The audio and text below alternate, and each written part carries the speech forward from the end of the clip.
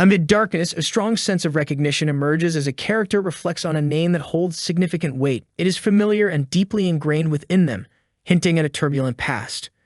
The narrative delves into the life of a skilled swordmaster, marooned within the confines of his room, leaving a sense of constraint and untapped potential.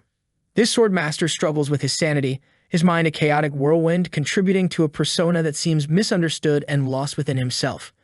Sitting in isolation, he is considered the useless eldest son of Count Perduum, weighed down by familial expectations that he cannot meet.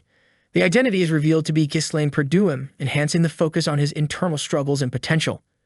An enraged warrior grapples with shock and indignation over being defeated by someone he deems beneath him, exuding disbelief and visceral anger. A cloaked figure taunts the warrior, highlighting the elaborate trap set at great expense and gloating over the well-executed plan. The hooded character provocatively inquires whether the warrior appreciates his precarious situation, adding to the tension. The warrior, bewildered and panicked, realizes Ghislaine was involved in the trap, questioning the extent of the plot's intricacy.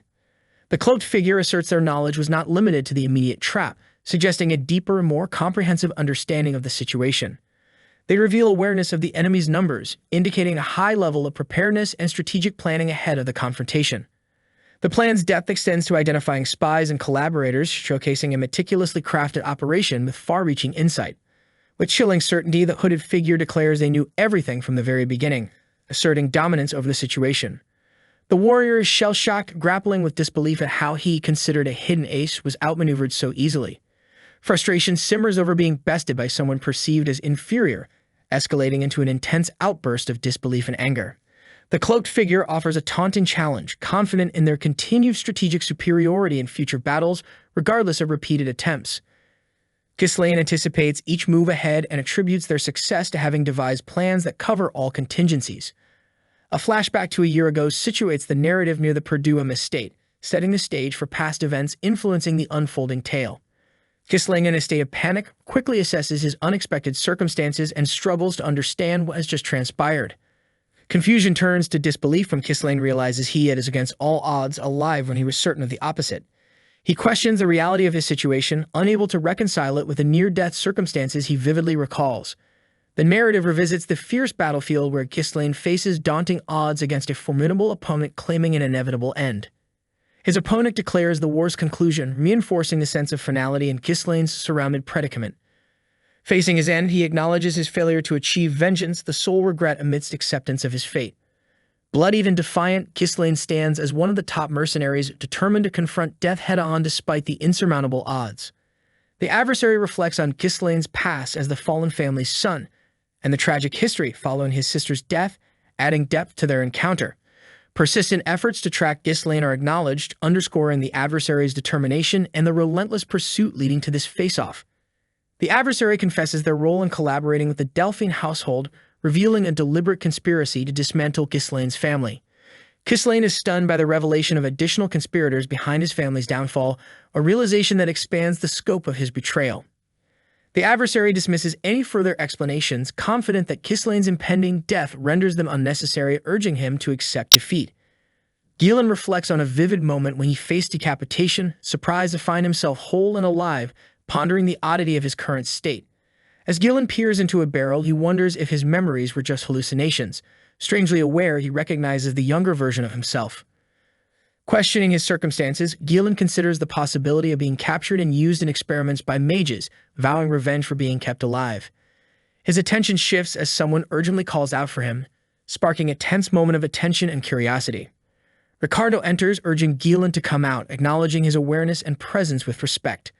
But the situation takes a turn as a figure holds a sword to Ricardo, promising to spare him if questions are answered. The threat becomes ambiguous, leaving Ricardo uncertain of his fate, possibly foreshadowing betrayal. Ricardo's voice trembles as he addresses Ghislaine with uncertainty, hinting at a connection or recognition. Ghislaine presses the blade to Ricardo, challenging the notion of overstepping boundaries and firmly stating refusal. Ghislaine observes Ricardo's seemingly composed reaction, confused by his lack of fear in a dangerous situation. Ricardo explains that Ghislaine tired himself out in a fit of anger before falling asleep, an unexpected tidbit. Ricardo suggests that Ghislaine's nap made him forget his earlier tantrum about their mission against the orcs. Ghislaine appears puzzled at the mention of the orcs, trying to recall the relevance to his previous actions. In disbelief at having thrown a tantrum, Gillen questions Ricardo's account as he is instructed to prepare for departure. Confused, Gillen inquires about their destination and what belongings he must gather, seeking clarity. Ricardo matter-of-factly informs Gillen that their destination is the Perdium estate, an unexpected answer. Angered, Gillen demands clarification, grabbing Ricardo sharply as if doubting his words. Shocked, Gillen asks Ricardo if he's referring to the fallen Perdium estate, an insight into past tragedies. Doubts linger as Gillen contemplates the apparent normality of the estate, contrasting it with his memories of ruin. A reflective Ricardo questions if Gillen had a bad dream, reminding him of the repercussions of labeling the estate as fallen. Skeptically, Gillen questions his current reality, testing his awareness with a gentle pinch. Finding no respite from confusion, Gillen accepts the reality before him, albeit begrudgingly. A reflective moment reveals Gillen's younger face, hinting at deeper layers of his past and identity. Gillen views the estate in its untouched form, raising questions about time and memory. Standing amidst an ornate backdrop, Gillen realizes he has traveled back in time, beginning to piece together his predicament. His younger self's disdain for their household reservices a reminder of long-held resentments. Due to feelings of inferiority, Gillen's past immaturity sowed trouble, causing relationships to deteriorate. Overwhelmed, Gillen recalls fleeing home, unable to cope with the mounting criticism from those around him. Years later, he finds himself as a mercenary, an identity forged through relentless battles and skill building. Returning to Perdium County, Gillen aims to rectify his past mistakes, driven by a desire for redemption and a need to restore his name. His home, once vibrant, was reduced to ruins. Nothing remained of Gillen's past. But memories lingered, the flag stood tall, a symbol of resilience as Gillen glanced back. Gillen marveled at the presence of his loved ones, all still there, unchanged. Overwhelmed, he struggled to contain his joy, yearning to express it through song. Yet he cautioned himself against premature celebration, remembering their mission was critical. The foreboding day approached, one foretold as catastrophic for the raid squad. The report underestimated the threat, citing only 3 orcs, an error calamitous for a novice like Gillen. Upon arrival, the truth was stark. Orcs outnumbered them significantly, leading to disastrous losses. Despite the odds, Gillen believed another attempt could succeed, questioning his peers' confidence in him. Sudden panic erupted as the soldiers spotted the orcs advancing. Ferocious and relentless, the orcs charged, their presence undeniable. Gillen pondered their speed, wondering if in the past they had moved similarly. Commands roared through the chaos, urging the troops into formation. Scoven urged calmness, rallying everyone into defensive positions swiftly. Scoven lamented their oversight, cursing the unexpected numbers they faced, fearing for their survival. A warning reached Scoven, drawing his attention urgently. A colossal orc loomed threateningly behind Scoven, weapons raised menacingly. Gillen intervened, defying danger to confront the attacking orc. Regret welled within Gillen over his inability to harness mana, wishing for an earlier return to the past. Gillen faced Scoven, acknowledging his leadership role yet stepping forward with conviction. He extended his hand resolutely, demanding something crucial. Gillen asserted his request, focused and determined. He boldly asked for command rights driven by necessity. Scoven was taken aback by the audacity of Gillen's demand at such a critical juncture. Scoven's refusal stunned Gillen, leaving him momentarily speechless. Scoven, unwavering, upheld his duty and authority, undeterred by Gillen's appeals.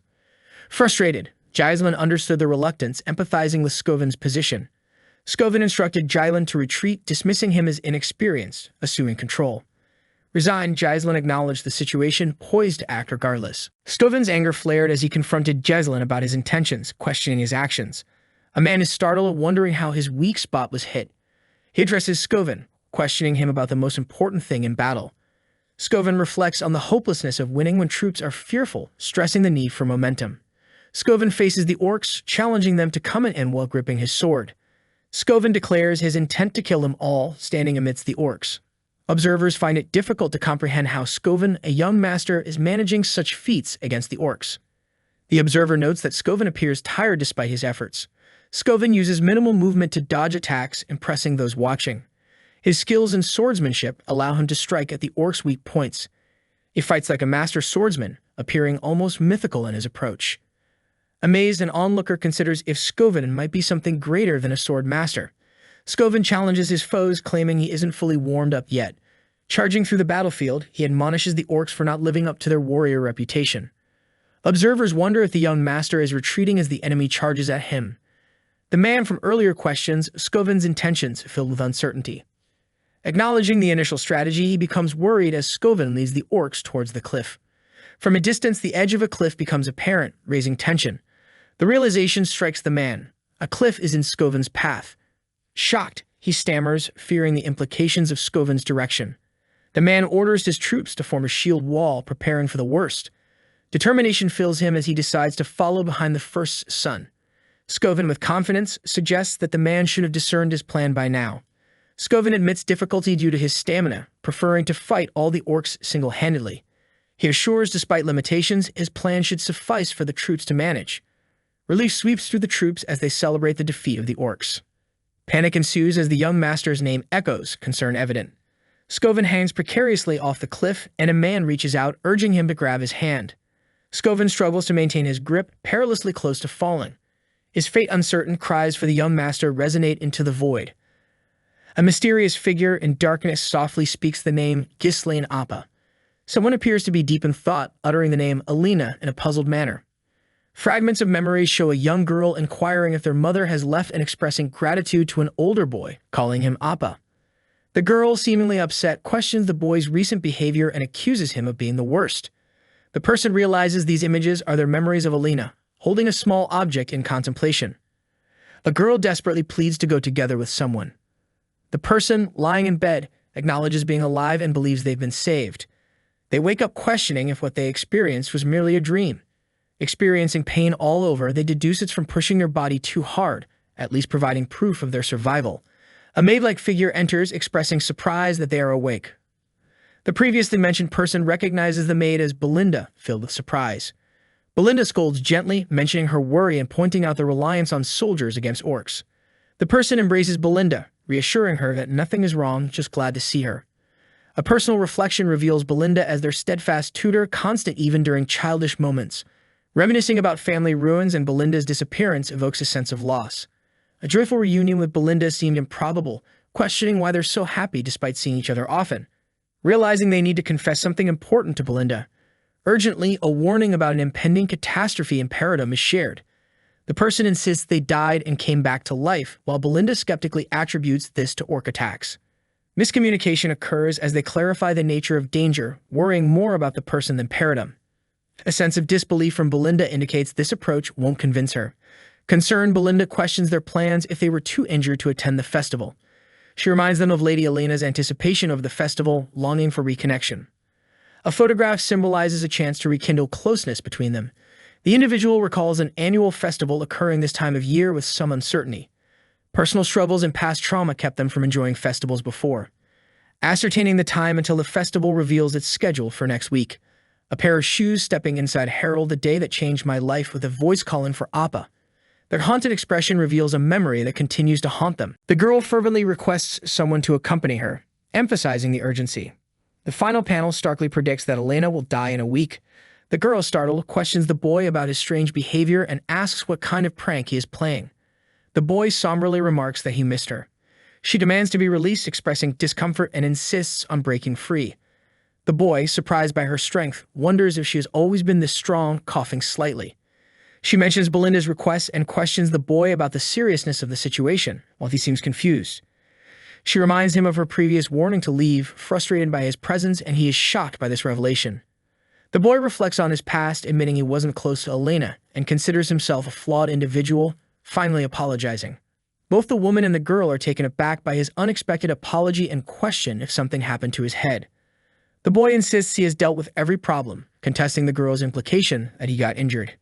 She doubts his claim, recalling his unconscious return, while the boy seems defeated on the floor.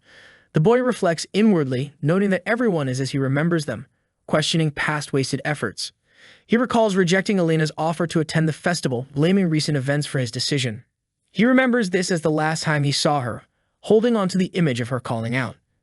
Tragically, he recollects finding Elena's body, torn apart alongside her bodyguards. Filled with regret, he laments not being by her side during her final moments.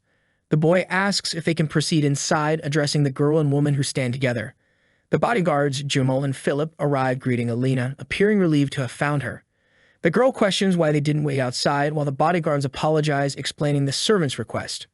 The boy is puzzled, wondering why the servants would have asked Elena for assistance.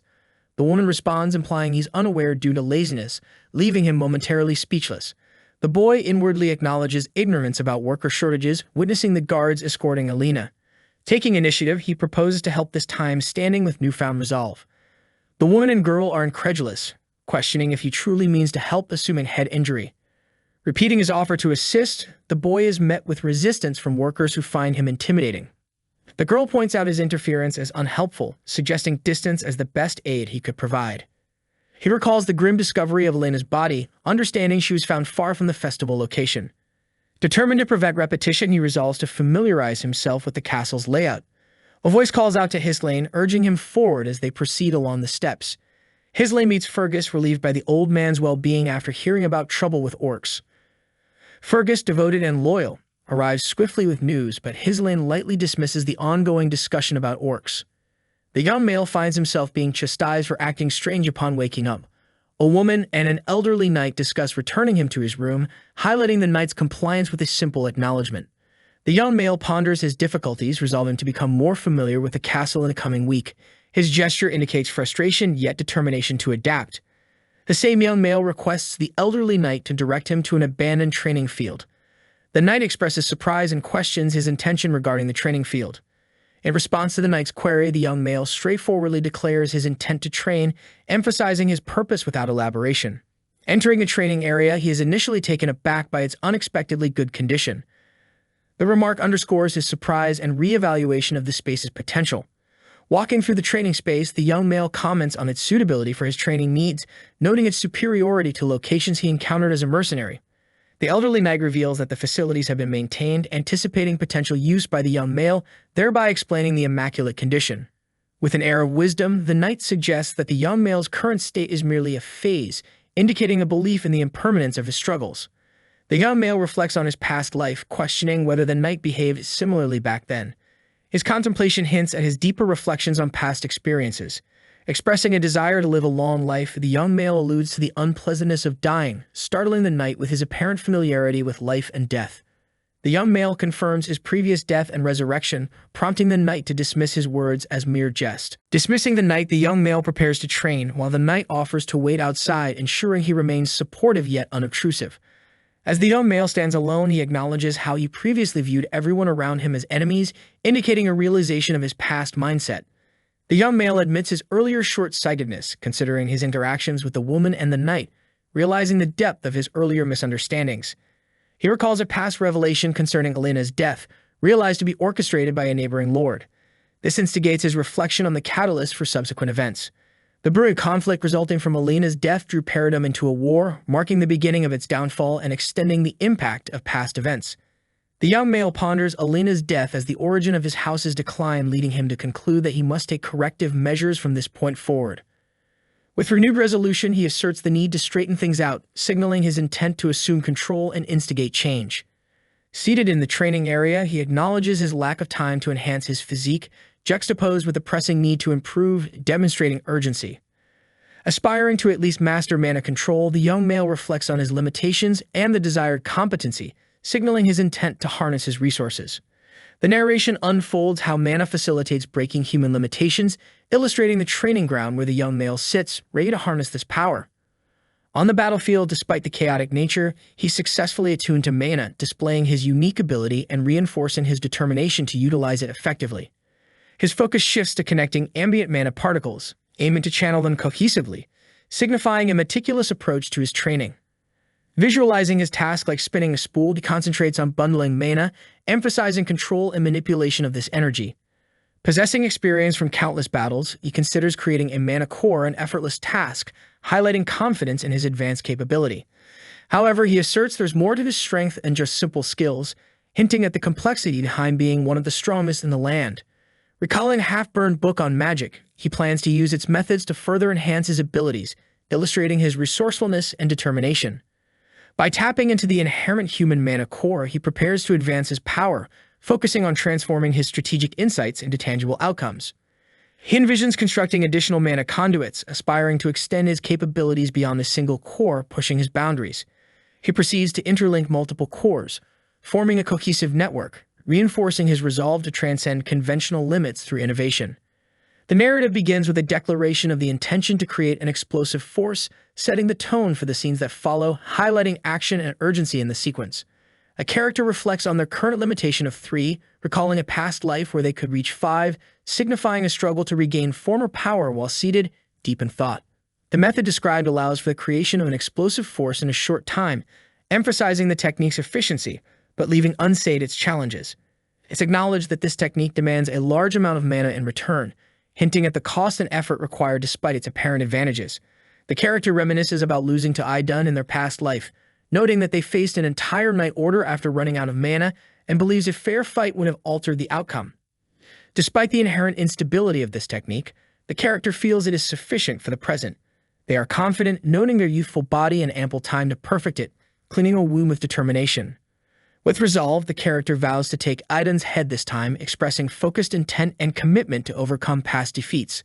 There is a reflection on those who supported the destruction of their county, particularly those behind House Delphine, indicating a deeper vendetta against a powerful alliance. With determination, the character resolves to destroy all those responsible, a promise of retribution against their adversaries. A shift in time occurs to a week later during the festival, setting up an upcoming scene in a historical twilight setting, suggesting a shift from reflection to action. At the festival, Elena expresses surprise at the character's attendance as they typically avoid such events. The character, acknowledging their status, feels occasional participation is necessary. Elena observes that the character has been acting unusually, noting rumors of intense training over the past week, indicating the character's recent focus and change of behavior. The character is questioned about their training, wondering why it has become important now given their previous indifference, highlighting a shift in priorities. Elena recalls the character's earlier complaints about their father's annoyance, wishing for leadership, which may contrast with their current dedication. Despite the character's apparent changes, Elena expresses contentment with the current state of things, finding comfort in the familiar aspects of their relationship. Elena remarks on the character's seeming return to their former self, suggesting familiarity and reassurance in their renewed dynamic. The character reflects on realizations made in the past week, hinting at an evolving understanding and strategic adjustments for the future. A newfound awareness of the impact of personal actions on larger events is realized, affecting cultural perceptions, indicating an effect of their recent introspection.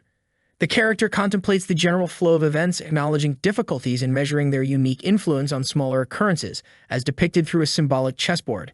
They resolve to utilize future insights effectively, realizing that responding aptly to each situation is part of their responsibilities, as shown by a calculated stance.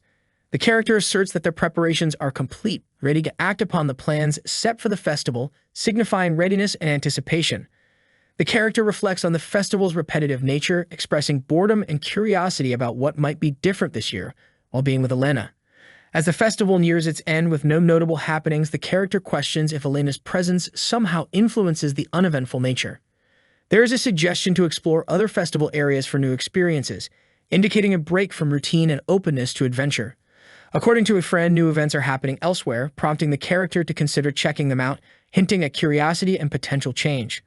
Elena, hopeful for a fun experience, engages with the idea of exploring, expecting excitement as she is led away by an armored figure. Recognizing two familiar people, the character reveals awareness and potential mistrust, observing their actions closely. These individuals are identified as traitors to their house, highlighting betrayal and deepening the story's conflict, with Elena caught between. At the location, both the character and Elena are confused by the lack of a performance, questioning the credibility of the setup as one figure tries to rationalize. Despite this confusion, the character waits, confident that more people will arrive soon, while the skeptical Elena remains unwilling to perform under such conditions. The scene opens with Jailan Verdaram thinking about how everything is going as expected. He surveys the street, appearing deserted at first with its quiet, empty atmosphere. Jailan notices the arrangement of obstacles strategically blocking potential escape routes. Realizing that preparations have been made in advance, Jailan encourages his younger companion to follow quickly. A knight addresses a young lady, suggesting they enjoy the show, but she declines, uninterested in the entertainment in such a place. The young lady questions her companion about his strength, curious if he exercises. The knight calls out to her, which surprises her, causing her to react with alarm. The knight suggests waiting a bit longer, maintaining a composed demeanor. The young lady finds the situation strange, expressing her confusion about why they're acting unusually today. The knight apologizes for frightening them, unsure about his intimidating presence. He explains that he received a reasonable request, which justifies his actions. A mysterious figure, identified as Frank, compliments the knight for his clean work process. Frank acknowledges that the deal can end as agreed, having delivered the young lady as promised. Noticing someone unexpected, Frank wonders why the eldest son of the per diem is present as he didn't request him. The knight offers to hand over the unexpected guest for free, mocking the young man's unawareness of the gravity of the situation. Jailan confronts the knight Jamal, accusing him of betrayal and questioning his intentions. Jamal, unfazed, suggests that Jailan should be more concerned about his own situation. Jamal reflects on their dissatisfaction with the deteriorating land plagued by barbarian troubles. He confidently points out that many are leaving per diem, implying it's a common choice. Jailan, resolute, points out that others didn't resort to betrayal, showing his disdain. His piercing gaze conveys the depth of his accusation against Jamal. The young lady is shocked at how easily Jailan defeated Jamal, questioning his abilities. Frank's companions are skeptical, doubting if Jailan really is the untrained eldest son of per diem. Frank recognizes Jailan's identity by appearance, noting his unexpected combat prowess. Jailan demonstrates mana-infused attacks, stunning his opponents and establishing his strength. The young lady, bewildered, questions the unfolding chaos, seeking understanding from her brother. Jailan comforts her, advising her to rest as the tension subsides. A stranger expresses gratitude towards Jailan for handling their problem, acknowledging his identity. He admits their plans to handle the situation themselves, surprised by Jailan's unexpected intervention. Frank questions if Jailan's true skills have been deliberately concealed, intrigued by his prowess. The male character questions why the matter is important as he draws his sword, preparing for an imminent confrontation. The narrator observes that while the two figures flanking the central character are insignificant, the one in the middle emanates a powerful amount of mana, suggesting a significant threat. The male character internally resolves to finish the confrontation swiftly, indicating urgency in the situation. The male character inquires about the person responsible for the situation, following his question about the necessity of knowing that information for someone presumed dead. The male character acknowledges his expectation that obtaining information would not be easy, but he remains unconcerned. Believing that the truth will soon be revealed, the male character confidently wields his sword, indicating readiness to force the information out. One of the cloaked individuals suggests if they should eliminate the male character in a brutal manner. However, the other insists on capturing and torturing him instead. The cloaked man declares that the male character must suffer immense pain for something greater to emerge, suggesting a sinister motive. In response to an attack, the male character retaliates, dismissing it as a shallow trick and showcasing his defensive skill. The mysterious man is surprised that the male character managed to block his attack, especially since it was unexpected and seemingly perfect. The mysterious man expresses surprise at the male character's resilience, admitting that without sufficient mana, he would have been defeated. Confused, the mysterious man wonders how the male character survived an attack at his neck and considers that he must have focused mana to mitigate the damage. The mysterious man admits to ignorance about how the male character learns such unique swordsmanship at a young age but remains intent on ending his life. With a menacing grin, the mysterious man declares that the male character is destined to die in this encounter. The mysterious man recalls having warned about the ineffectiveness of insufficient mana, implying his confidence in overcoming the male character. The mysterious man, bewildered by the altered strength of the male character's attack, wonders how such power is being unleashed. The male character asserts that his foe cannot overcome him with such weak mana, reinforcing his belief in his own superiority. The mysterious man didn't expect there to be a mastermind behind the incident related to Alina's death, expressing surprise during the confrontation. Upon realizing the connection to Alina, the male character identifies the responsible party with clarity and dark energy surrounding him. The male character warns the mysterious man to prepare as he unleashes his third core, suggesting an escalation in power and danger. The mysterious man is shocked by the male character's sudden surge in mana and questions how it was achieved. Staggered by the power, the mysterious man finds it unbelievable that mere blocks can cause his hands to become numb, indicating an overwhelming strength. Despite the large mana draw, the mysterious man notes how it usually doesn't have this level of effect, puzzled by the anomaly. The mysterious man in awe admits to never having encountered such a method for explosively increasing mana like this. Observing the male character anew, the mysterious man perceives a transformation, as if he is facing a completely different person. With a composed tone, the male character suggests resuming an interrupted conversation, implying readiness to gain information. The mysterious man internally questions who orchestrated the situation as he is physically confronted by the male character. Resisting defeat, the mysterious man internally vows not to surrender easily, showing his determination. Despite impending defeat, the mysterious man resolves to take someone significant from per diem with him, highlighting a vengeful intent. Struggling against capture, the mysterious man considers proposing a deal, suggesting an attempt to negotiate his survival. A character fiercely demands cooperation, threatening to draw a sword if their question goes unanswered. The man trapped by mysterious mana threads is bewildered, struggling to move and questioning when these binds were created. A confident tone suggests that someone of his opponent's skill level should easily recover, pointing out the apparent inadequacy. A cold reminder is given, noting that destroying the mana core would render any recovery efforts pointless.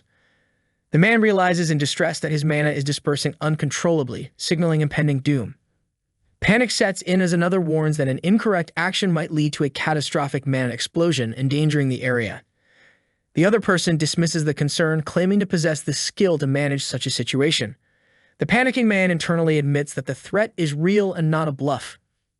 Faced with immediate danger, the man's fear culminates in the realization that death is near. In a desperate cry, the man reveals that Count Desmond orchestrated the events they're caught in.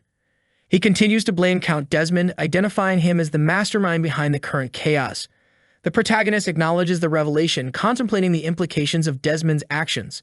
Reflecting on a past life, it becomes clear that underground dealings were managed by those aligned with the ducal household, and their suspicion towards Duke Delphine. The protagonist connects the dots, understanding the true motive was to target Elena. The man questions the apparent change in the protagonist's intentions, feeling betrayed. The protagonist confronts the man's fear, pointing out his hypocrisy as he faces his own potential demise. The man resigns to his fate, scoffing at the thought that anyone would heed the protagonist's words even in death. Desperation peaks as the man claims war will engulf Paradigm due to the unfolding events. The protagonist takes control, preparing to impart an important revelation. He reflects on his rebirth post-death, asserting that circumstances will differ this time around. Frustration surfaces as the protagonist compares his past ease of destroying mana cores to his current struggle. Determined not to succumb, he resolves to avoid falling like before, with resolve echoing in his steps.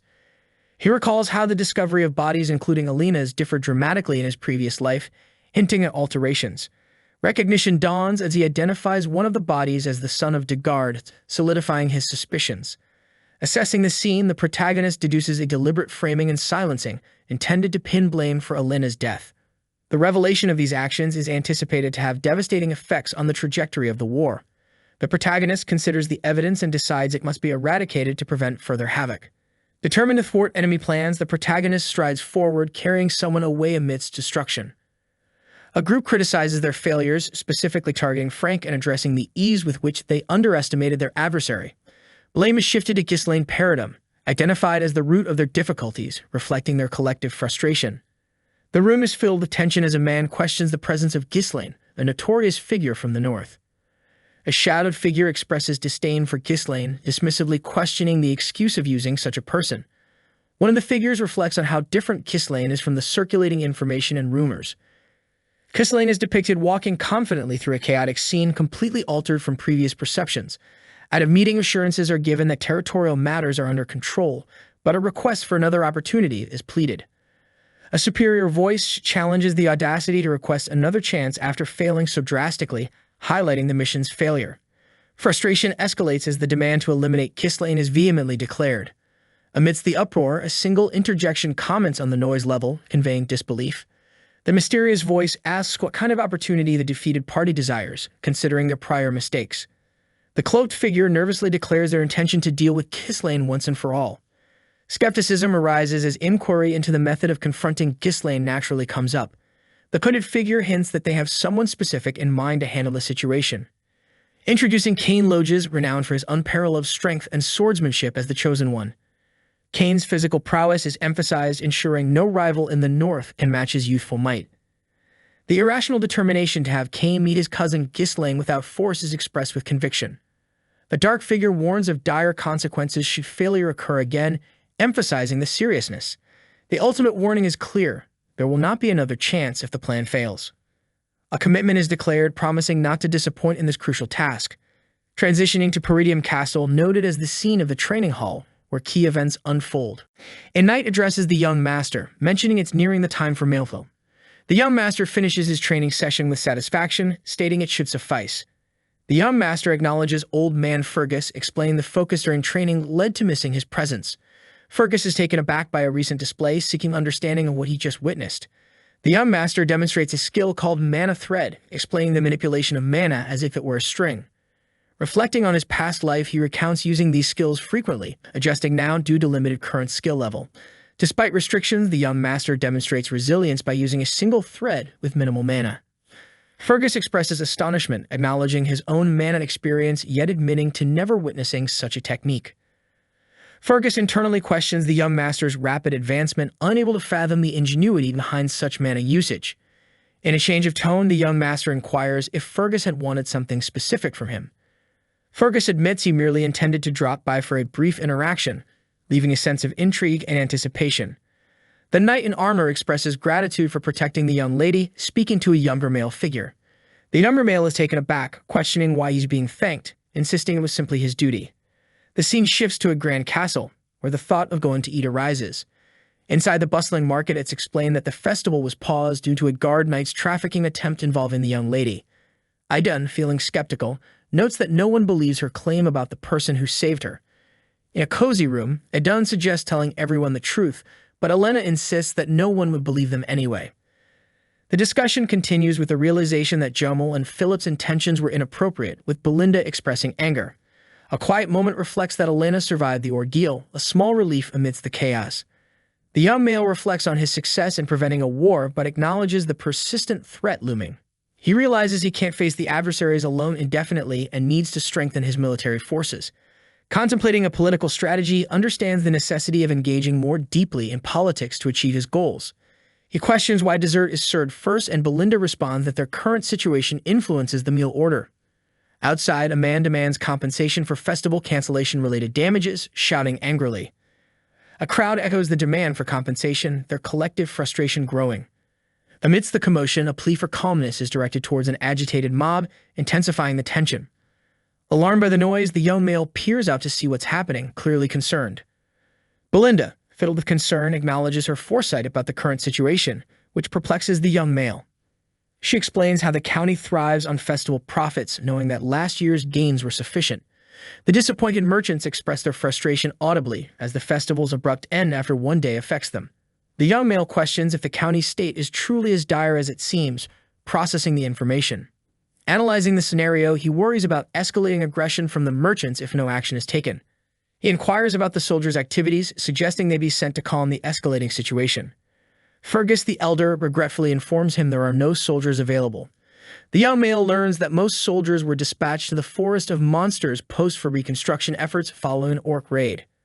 A map describes Pernian as perpetually embroiled in conflicts, bordered by barbarian-infested regions and monster-laden forests.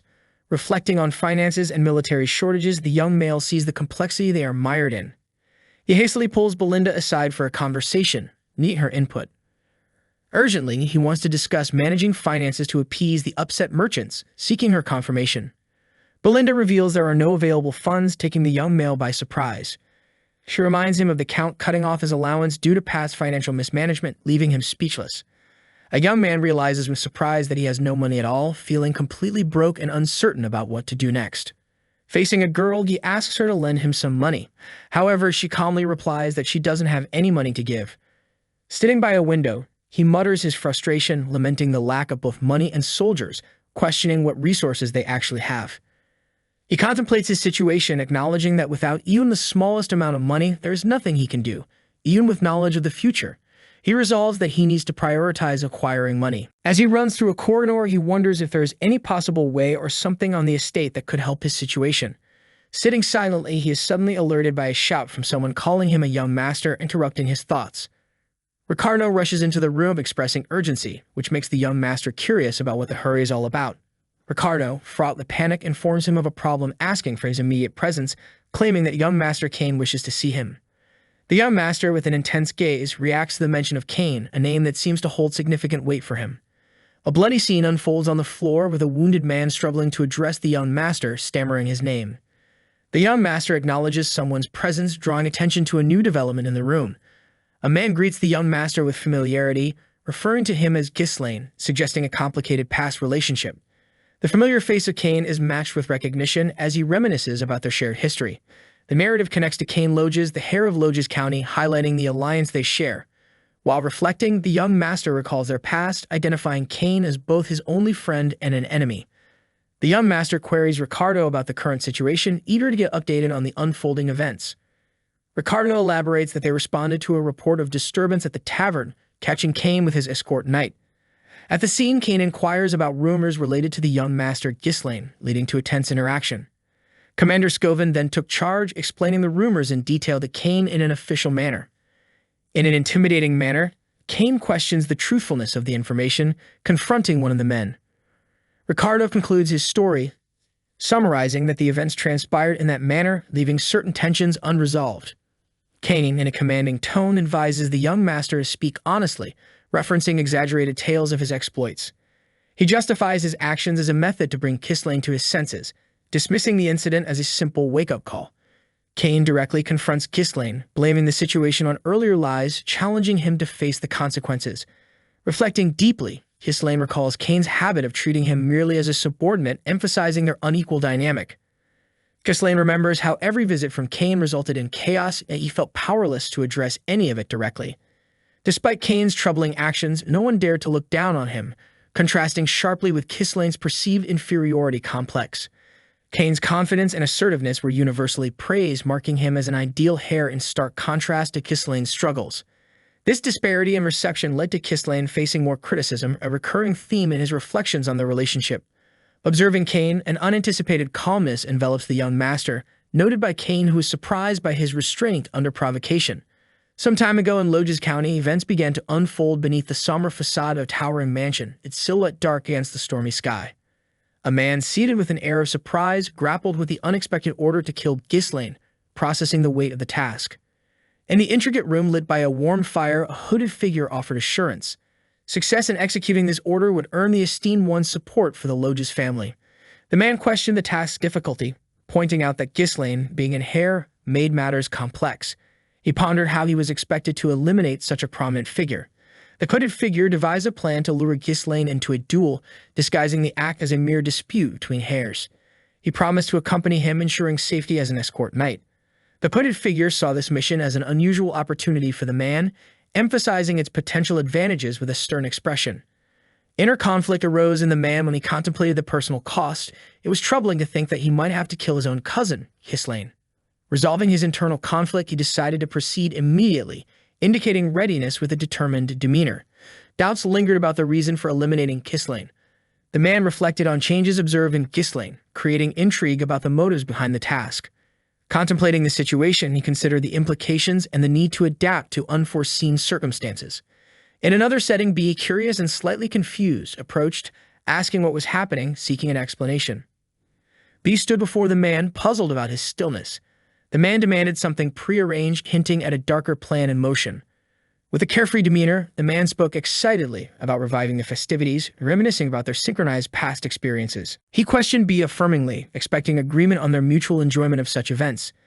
B realized what the man referred to, hinting at his shared history without expressing too much enthusiasm.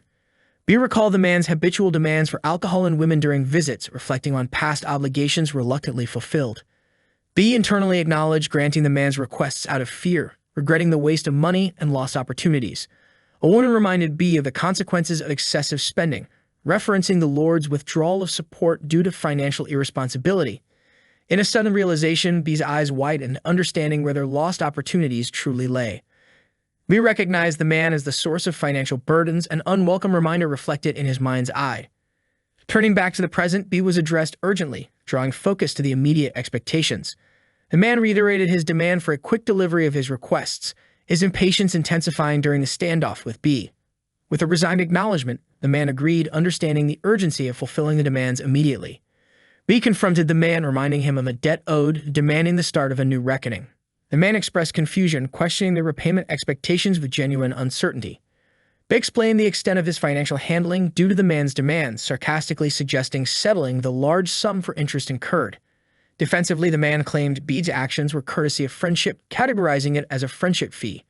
B firmly insisted on repayment, threatening consequences. He indicated his urgent need for funds, escalating the tension. A bystander, alarmed by the escalating confrontation, questioned B's harsh stance, hinting at a brewing conflict. The man was taken aback by B's newfound boldness, realizing the effects of underestimating him all this time. A man taunts another, suggesting he thinks he's become stronger by spreading false rumors of defeating a knight. He calls him a parasite leeching off the land, establishing a tense confrontation. Anger is visible as the man explains why everyone in the north calls the other a scoundrel, accusing him of spouting empty nonsense instead of showing real leadership. The tension rises as the man tells the other to get himself together, implying a need to face reality and stop living in illusions. A powerful punch lands, creating an impact that echoes the intensity of the conflict, signaling a physical escalation of their dispute. Concerned, a masked character rushes to the young master's side, asking if he's all right, highlighting the gravity of the situation. The young master, seemingly unharmed, tells the masked character to stop whining, acknowledging he blocked the blow, showing resilience. The masked character urges Ghislaine to stand back and questions his actions, adding further intrigue to the unfolding scenario. Spectators express shock at the encounter, questioning if Ghislaine really beat up Cain, adding a layer of public scrutiny to the event. A subtle grin forms as one character considers their opponent's move, indicating a readiness to engage further in this unfolding drama. The masked character reflects on the effectiveness of their acting, suggesting a calculated plan to shift blame onto Ghislaine. The plan seems to succeed, with the masked character commending the setup that faulted Ghislaine and justified a duel, underlining a strategic maneuver. There's recognition of the rare opportunity to gain backing, emphasizing a chance to leave a lasting impression and seize power. In a dimly lit room, a cloaked figure assures support from a powerful ally if the task succeeds, foreshadowing significant political consequences. Determination shines through as the man sees this as the perfect time to cut off Paradigm's declining power, grasping the chance. Outraged, he challenges Ghislaine, accusing him of tarnishing Ability's dignity with lies and trying to verify the truth, signaling the culmination of their conflict. Cain Logis steps forward, issuing a challenge to a duel, matching the intensity and ensuring honor is at stake for both parties involved. Cain addresses the insult to him, the hair in front of Paradigm's people, and the attack on his knight, insisting on addressing the assault on Ability's dignity. Cain questions if the accusation will be denied, demonstrating his resolve and commitment to uphold his family's honor. The other lads, already believing Cain to be foolish but now eager to see him dig his own grave, displaying confidence in the unfolding duel. The acceptance of the duel is declared as a hand reaches for a weapon, confirming the inevitable confrontation and setting the stage for their impending clash. Cain is warned not to regret his decision even if it leads to death, displaying the gravity and finality of the forthcoming duel. Cain calls out to Ricardo, who acknowledges with a yes, indicating another layer of strategy or support in this unfolding confrontation. Ricardo is tasked with bringing protesting merchants in front of the castle, suggesting a plan to engage or distract them. Cain intends to make the merchants big money, hinting at a ploy to gain their favor or leverage their influence in his favor. The festival's abrupt cancellation leaves tourists disappointed, cooling the atmosphere that had reached a peak, highlighting a shift in mood. The tourists, unable to spend their money or time, are described as being in incomplete combustion, accentuating their restless dissatisfaction.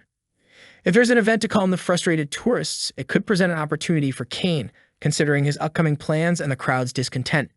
Spectators gather, excitedly announcing the duel between Cain Logis and Ghislaine, highlighting the event's significance and public interest. Among the crowd, there's a sentiment that Cain will get what he deserves, indicating a mixed public expectation and tension surrounding the duel. Amid chaotic excitement, street vendors seize the chance to attract customers with enticing offers, capturing the bustling marketplace atmosphere. A broad, smiling man is enthusiastically calling for bets on the upcoming duel, inviting everyone to line up and wager their money right there. Coins are tossed into the air as voices from the crowd express their support for young Master Cain, declaring it the safest bet. A muscular man stands confidently, criticizing the transformation of a sacred duel into a marketplace, his sword resting imposingly. The same man warns his opponent explicitly, stating that his sword will not stop even if the opponent surrenders before they start. With a sinister undertone, he comments to himself about the apparent objective of this confrontation. A young man observes the gathered crowd, deciding that the number is sufficient for the event to commence. A hooded figure expresses skepticism about the integrity of the bets, doubting they can proceed properly in the current situation. The betting organizer, looking uncertain, points out that no one has placed money on Duke Ghislaine, indicating an imbalance in wagers. Observers remark on the obvious outcome of the duel, doubting the other participants' chances against young Master Cain and calling for a brave soul to bet on the opponent. The muscular man mockingly notes that even the marketplace seems to be ignoring his opponent at this point. A suggestion is made to alter the betting terms to predict how long Duke Ghislaine can endure against young Master Cain. A rugged man boldly steps forward, placing his bet on Duke Ghislaine with unwavering resolve. Two women express their intention to bet on their big brother, standing determinedly as they proffer their wager. The surprised crowd quietly reacts to Lady Elena placing a bet, demonstrating unexpected support for the underdog. The blonde lady, despite having been advised against it, confirms to the betting organizer that their bid should suffice, who acknowledges the amount with certainty.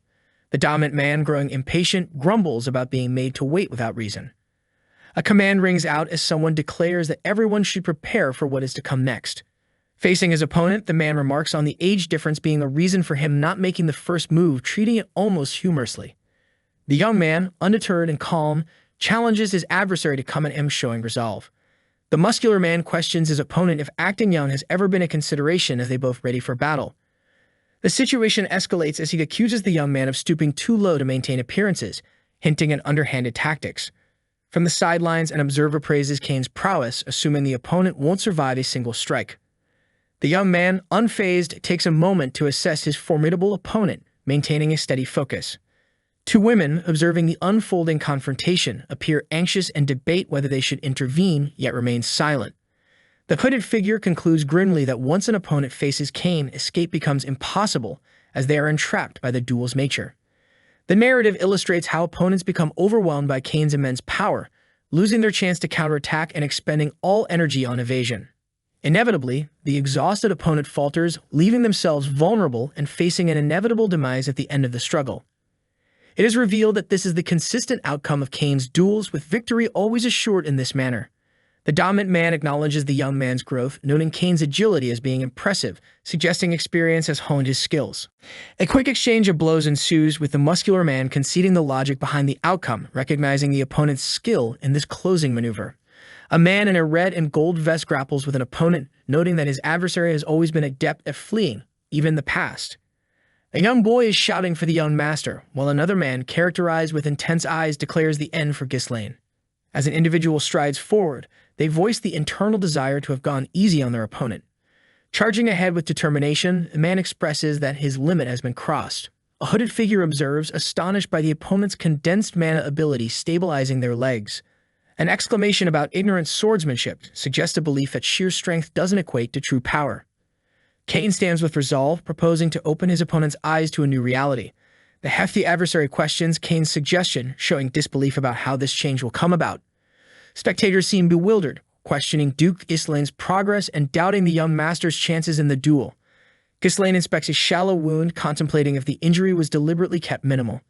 A fuming thought arises, puzzled by the young adversary's astonishing level of swordsmanship. The significant skill difference isn't entertaining enough, and weapons are laid down for a new phase. Kane states an intention to continue the battle with no weapons, relying on bare-handed combat. Viewing his opponent seated on the ground, Kane reflects candidly on the chance to provide a lesson. His plan to teach employs not conventional tools, but rather the use of bare knuckles. Ghislaine responds incredulously, questioning the idea of receiving such an education. Kane acknowledges the absence of competition in swordsmanship and invites a bare-handed contest. Confidently, he bets an increased amount of gold, wagering on his own victory. The crowd is surprised, questioning the wager and its appropriateness for a formal duel. The hooded man acknowledges Kane's bold challenge with a sense of optimism for fortune on their side. A larger, vociferous figure invites additional wagers, framing the event now as a bare-handed combat match. In the circular arena, a decision is made to support Kane despite the danger of such a direct challenge. However, another voice chooses to back young Lord Ghislaine, expressing faith in his abilities. Ghislaine chuckles at the notion of fighting without weapons, finding humor in his opponent's bravado. With a steady grip, Ghislaine asserts his choice to continue combat with his weapon. A dramatic declaration follows, revealing his commitment to use his sword against the unarmed. A woman in the audience critiques the unfair play, advising the young lord to retrieve his weapon. Kane stands composed, focused on the internal realization of a need to instill understanding. The looming figure inquires incredulously about Kane's surprising agility and competence. As battle ensues, the crowd buzzes with speculation that young Lord Ghislaine could indeed claim victory. The young man, identified as Gis, demands that his opponent get up, expressing that he hasn't even started yet. As they clash, the opponent berates Gis, pointing out that previously he couldn't even look him in the eye. The opponent continues, reminiscing how Gis used to bow down whenever he appeared. In desperation, the opponent declares the need to kill Gis to secure the future of his Loji's family. Gis expresses pity for the opponent's father, hinting at the father's misguided actions. He reveals how Count Logis supported Perdium because of a friendship with his own father, but now questions that legacy. Gis reflects that Count Logis' son had different ideas despite the friendship between their fathers. A flashback to a few years ago shows a mansion with rain pouring down as discussions of support for Perdium arise. Inside, concerns grow as one remarks on the folly of investing in a withering land like pouring water into a cracked bucket. Within the mansion, a figure notes the Count's quick return to aid Perdium, barely a week since his last visit. The Count's son, likely unaware of the stakes, pleads with his father not to go, trying to sway his decision.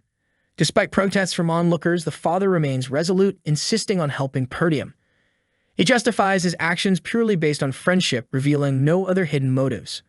The father, with a clenched fist, asserts that friendship is the only reason for his persistence. Returning to the present, Gis feels this experience should have been enough education for his opponent, who seems startled. Gis extends his hand, urging the fallen man to get up, signaling a mix of challenge and encouragement. The opponent, admitting defeat, remains kneeling as Gis stands over him. A voice announces Gis's victory, sending waves of surprise and joy through the crowd. Among the onlookers, a young girl excitedly celebrates Big Bro's win, sharing the joy with her companions. Another figure chastises the defeated man for surrendering too soon, questioning his earlier promise. Resigned, the defeated man asks to be let go, signaling his complete concession. Frustrated, his comrade berates him as a weak brat, feeling betrayed by his failure. Gis remains cheerful, expressing a simple resolve to do what he believes necessary. Declaring a feast, Gis announces that his opponent will provide meat and drinks for everyone present. The crowd erupts in cheers, praising their young lord as they anticipate the celebration. The hooded figure, flustered, vehemently denies agreeing to such terms, demanding a retraction. Gis calmly explains the consequences of losing the duel, clarifying that the feast won't affect the original bet. Gis further instructs the addition of 2,000 gold to their existing bet of 1,000. With an ominous warning, Gis hints at severe consequences if his opponent attempts to flee. Accepting his fate, the opponent murmurs understanding as Gis confidently walks away. The scene is set the next day in Ghislaine's room, showcasing an ornate window that hints at the character's environment inside the building. Ghislaine examines a chest full of money, contemplating hiring a small mercenary corps with such an amount. He considers it not a small sum, reflecting on the potential influence he could wield. Despite the significant money, Ghislaine feels constrained by time. Realizing growing wealth takes time, he worries about those who won't wait. To achieve his plans, he needs to prepare faster. A young girl enters, curious about Ghislaine's intentions with the money. She questions where he plans to spend it, hinting at her close relationship with him. Ghislaine responds to her inquiry with a hint of offer, asking if she wants some, but she clarifies that she's merely asking, not expressing a need. A female figure, perhaps a maid, enters, indicating confidently that it's obvious where Ghislaine will use the money. Her statement leaves Ghislaine puzzled. She further explains that Lady Amelia's birthday is approaching. Ghislaine's show of wealth is interpreted as an attempt to buy a very expensive gift for Lady Amelia. The maid finds Ghislaine's intentions transparent, teasing him for trying to impress his fiancé, while the girl adds her own teasing comment. Ghislaine reacts with surprise, suddenly realizing the claim that he has a fiancé. This catches him off guard, highlighting his unawareness or forgetfulness about such a commitment. The maid reassures Ghislaine not to be shy, knowing he is pretending ignorance out of embarrassment. She reveals that they were referring to Amelia from Rayfold County. A dramatic depiction of a spider on a web introduces a menacing thought about a woman. Ghislaine seems to be reacting to some unseen tension or danger associated with her. Amelia Rayfold is introduced as a noble, well-regarded for her kindness and fair actions. Her noble status and support for her people are established, setting a contrasting image. However, it is revealed she incites rebellion, becoming known as the Witch of the North, a stark contrast to her earlier described image. An accusation of betrayal emerges as she allied with the Delphine Duchy to contribute to Perdius' downfall, labeling her as a traitor. Ghislaine asks Belinda about his father's return. She speculates it might be a week, indicating an absence of authority in their current situation. Reflecting on the time frame, Ghislaine determines a week should suffice for his unstated plans, perhaps related to preparing for upcoming events. Ghislaine announces his visit to Rayfold County abruptly. The maid is puzzled, pointing out it's not yet Lady Amelia's birthday, questioning his sudden decision. Ghislaine, with a resolute demeanor, intends to extract money from the Rayfold County, suggesting a transaction or confrontation might occur. A mysterious woman commands wearing something, adding a layer of intrigue and authority to her character.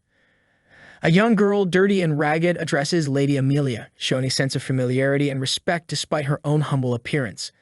Lady Amelia expresses empathy, declaring that if anyone must walk barefoot on her land, it should be her. This reflects her willingness to share in the struggles of those less fortunate.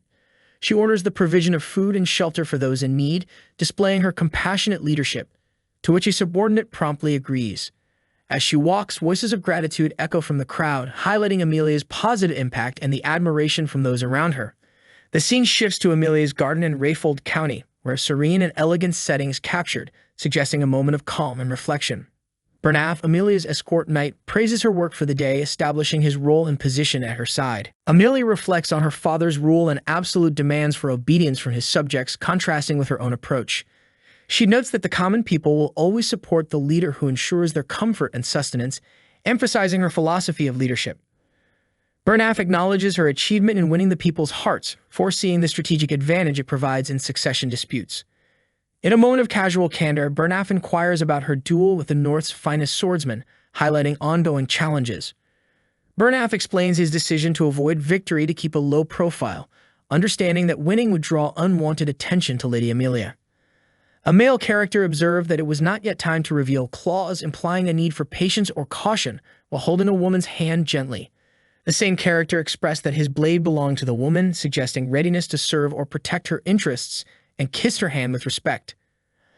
The woman acknowledged the male character, stating that she had invested much in raising him, indicating his importance and value to her plans. She asserted that weakness was not allowed for him, conveying high expectations and possibly a strict demeanor. The scene shifted to a grand building where a dialogue about the merchants emerged, suggesting a conversation on trade relations or business. Insight into the Merchant Guild's operations unfolded, detailing the reconstruction efforts and financial gains involving Count Rayfold. Further details included recruitment of soldiers and knights, emphasizing quality gained through battles against barbarian tribes. The woman instructed the man to maintain the facade of an ordinary merchant guild, stressing the need for secrecy and strength building. A servant entered to excuse himself, possibly carrying an urgent or unexpected message. The man questioned the servant's unauthorized entry, revealing the visit of young Lord Ghislaine Purdom. The woman questioned the unexpected visit by the young lord, hinting at surprise or concern over the reason. The man informed her of the young lord's intention to discuss matters concerning the Merchant Guild. The narrative introduced the visitor's room, transitioning the setting to a more intimate and formal location for the meeting. Ghislaine greeted Amelia casually, setting the tone for a direct and possibly informal conversation between them. Amelia expressed displeasure at Ghislaine's unannounced visit, indicating his lack of etiquette and possibly her irritation. Ghislaine mentioned Amelia's upcoming birthday, using it as a reason for his early gift, possibly trying to soften her mood. He explained sourcing the gift from a merchant guild, showing interest in continuing to buy flowers from there, though he struggled to recall the guild's name. Ghislaine remembered it was the Archie Merchant Guild, clarifying the source of his purchase. Amelia seemed uncertain about Ghislaine's intention, suggesting a misunderstanding or lack of transparency in his words. Having delivered the gift, Amelia prepared to leave, signaling an end to their interaction. Ghislaine interrupted Amelia's exit, demanding her to sit down, exerting authority or urgency. Amelia felt an overwhelming pressure, an invisible force or tension in the room impacting her. She reflected on how Ghislaine used to be timid around her, indicating a significant change in his demeanor. Ghislaine directly requested a substantial sum of 10,000 gold, getting straight to the point of his visit. Amelia contemplated whether this financial request was endorsed by Ghislaine's father, dismissing such a notion. Ghislaine challenged Amelia's intentions, accusing her of not planning to marry him, hinting at personal stakes. He warned about the risk of her secret ambitions being revealed, using an escort knight as an example of vulnerability under her rule. This tension was interrupted by a sudden and possibly comical appearance of a white, fluffy cat. Amelia retorted, advising Ghislaine against making such remarks, indicating they were inappropriate or dangerous. Ghislaine promised secrecy, hinting at a bargain, while Amelia confidently assured him of what he wouldn't achieve.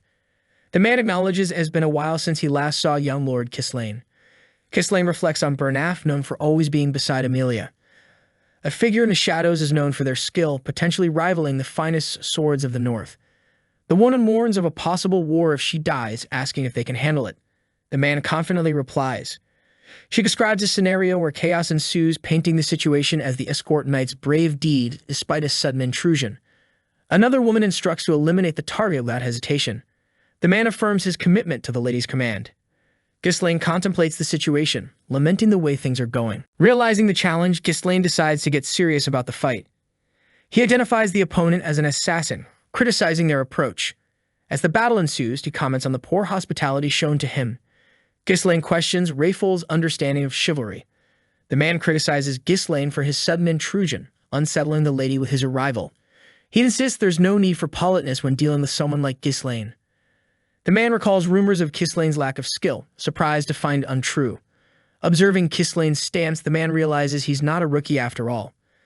The woman questions Bernaf's actions, highlighting his struggle against someone unexpected. She commands Bernaf to bring Ghislaine's head if he truly values himself. Bernaf vows not to disappoint her, rising to the challenge. Prepared for battle, Bernaf invites his opponent to come forth. Ghislaine questions Bernaf's authority to order him around. Bernaf admits doing a favor, but if Ghislaine insists, he is ready to proceed. Ghislaine readies his stance, willing to do as Bernaf wishes. Ghislaine is impressed by Bernaf's speed, taken aback by his agility. The woman is astounded by Ghislaine's unexpected skill against Bernaf. Bernaf remains confident, ensuring his defenses are secure. Ghislaine notices Bernaf using mana, deducing his tactics. Bernaf acknowledges Ghislaine as different from the rumors, noting the importance of first-hand experience. He critiques Ghislaine's swordsmanship, suggesting it emerged from real battles rather than formal training. Bernaf warns that such chaotic methods may work in battlefields, but not against him. A man with a fierce demeanor declares with conviction that the deviation comes to an end at this point, marking a turning moment in the battle. Ghislaine, appearing tense, acknowledges to himself that the situation is as challenging as expected, revealing his inner struggle. The scene describes the precision of narrow blade thrusts, messing with the opponent's sense of timing and distance. At close range, overpowering is difficult due to size. A realization dawns that the opponent facing him wasn't one he should have engaged with just yet, understanding the underestimation. Ghislaine internally notes the urgency of the situation, feeling pressed for time as the battle continues. A man advises a lady holding a small animal to leave the area for her safety, signaling alarm and urgency. The male character admits he can't ensure her safety and resolves to give his utmost effort from now on. Ghislaine listens silently, seemingly appreciating the newfound determination shown by the man. Ghislaine acknowledges having encountered a delightfully engaging opponent, expressing respect for the challenge. A determined female, holding an animal, is outraged at the humiliation caused by Ghislaine. As she rushes down the hallway, she questions who might have leaked information about the Merchant Guild to Ghislaine, suspecting insider knowledge. She recounts rumors about Ghislaine's deeds, suspecting luck or exaggerated tales but reconsidering their truth due to recent events. Wondering about the absence of guards she stationed, the female questions their whereabouts as she navigates through the place. A woman with striking red eyes greets the lady, mentioning that it has been a while since they last met. The lady is startled, recognizing the woman as a maid of Perdium, and questions her unexpected presence. With a commanding tone, the maid tells the lady to remain silent, indicating a takeover of control. The maid comments on the lady's accessory with disdain, removing it from her lips, which causes the lady discomfort. The maid reminisces about overhearing a conversation at an engagement ceremony, implicating Count Rayfold and another lord. Recalling childhood events, she accuses the lady of raising spiders in revenge due to being teased by siblings. The scene questions whether the lady's actions stem from trauma or assertiveness, while she remains in the maid's grasp. The maid, with a tone of forgiveness, states that such actions don't become the lady as a spider hits the floor. The maid, standing amidst the aftermath of the falling spider, asks for the lady's cooperation going forward. Ghislaine observes his surroundings, noting the harshness of the air indicating the charged atmosphere.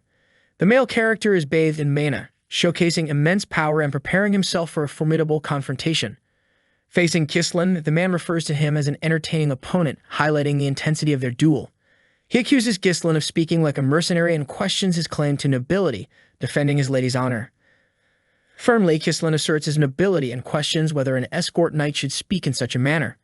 A dramatic clash of swords occurs, with energy bursting between Ghislaine and his opponent, escalating the fight. The man implores Ghislaine not to disgrace the nobility, embodying the honor and pride of their status. Ghislaine is surprised by the man's aggressive advance, acknowledging the relentless and fierce nature of the attack. Ghislaine wielded his sword with determination, demanding enough from his opponent as a powerful slash cut through the air. The young lord Ghislaine remained defiant, eyes fierce as he prepared for what was next. His opponent stated with certainty that Ghislaine's last strike marked his final attack in this intense duel. Despite pain from an injury, Ghislaine used his shoulder to strategically push the enemy's blade aside. The man acknowledged the need to remain vigilant until the very end despite the situation seeming secure. He distinguished himself from those who fought merely for entertainment, considering this a point of pride. For Ghislaine, the thrill of the battle was as expected, exciting and engaging. The opponent dominated the fight with overwhelming speed and consecutive attacks, maintaining control and countering any close combat attempts. Kislane observed how the opponent locked their swords, deceiving him into thinking they couldn't separate while realizing his current mana was insufficient to fight back. That explanation of his mana limitations pertained to the particular state it was in at that point in time. Regretfully, he considered the necessity of bringing the opponent down at this juncture. Kislane pointed out something significant the opponent overlooked in their strategy. He revealed his unique mana cultivation technique, giving him an edge in the battle. The powerful release of his third core was unleashed, ready to shift the balance. His adversaries, surprised, called in by name, realizing the enormity of what had been released. Kislane's explosive mana-wielding skills left his opponent wondering how he could manage such power in combat. Amidst the action, a shout to stop rang out, marking a pivotal moment in the fight. A woman, visibly angered, demanded for gold to be taken, insisting on 10,000 to be done with the matter. Kislane thought it was quite a hassle and mentioned it would have been better if the request had been granted initially. Another woman observed the scene, commenting on whether such an intense conflict was merely a lover's quarrel, suggesting a mere difference of opinion. Kislane approached Amelia with some unfortunate news, sword in hand. The fee for the transaction had increased to 20,000 gold, leaving no room for negotiation. A man explained to a lady that Kislane was stronger than expected and acknowledged his failure to assess correctly, noting the sudden surge of powerful mana. The woman reflected on how Kislane's paradigm had changed, recognizing the difference in him. The man queried whether to report these developments to the Delphine Duchy, emphasizing the gravity of the situation. The woman cautioned him to be careful with his words, expressing fear of Duke Delphine's wrath if he discovered that day's incidents. She secretly allied with Duke Delphine without her father's knowledge to lead a rebellion, aiming to bring down Paradigm, though exposure could endanger her.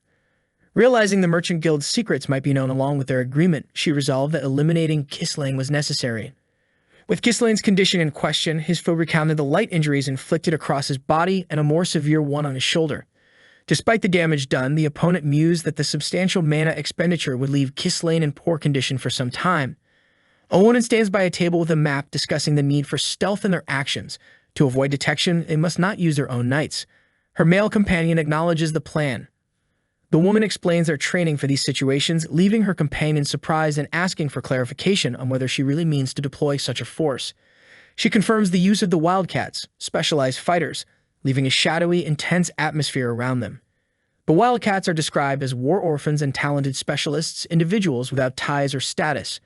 They are the Wildcat traffickers used for covert operations. The woman orders the selection of a dozen Wildcats, those skilled in using mana, to be gathered and sent for the mission. The narrative shifts to a description of a ravine, highlighting it as the only narrow path from Rayfold territory to Peridium, hinting at strategic importance.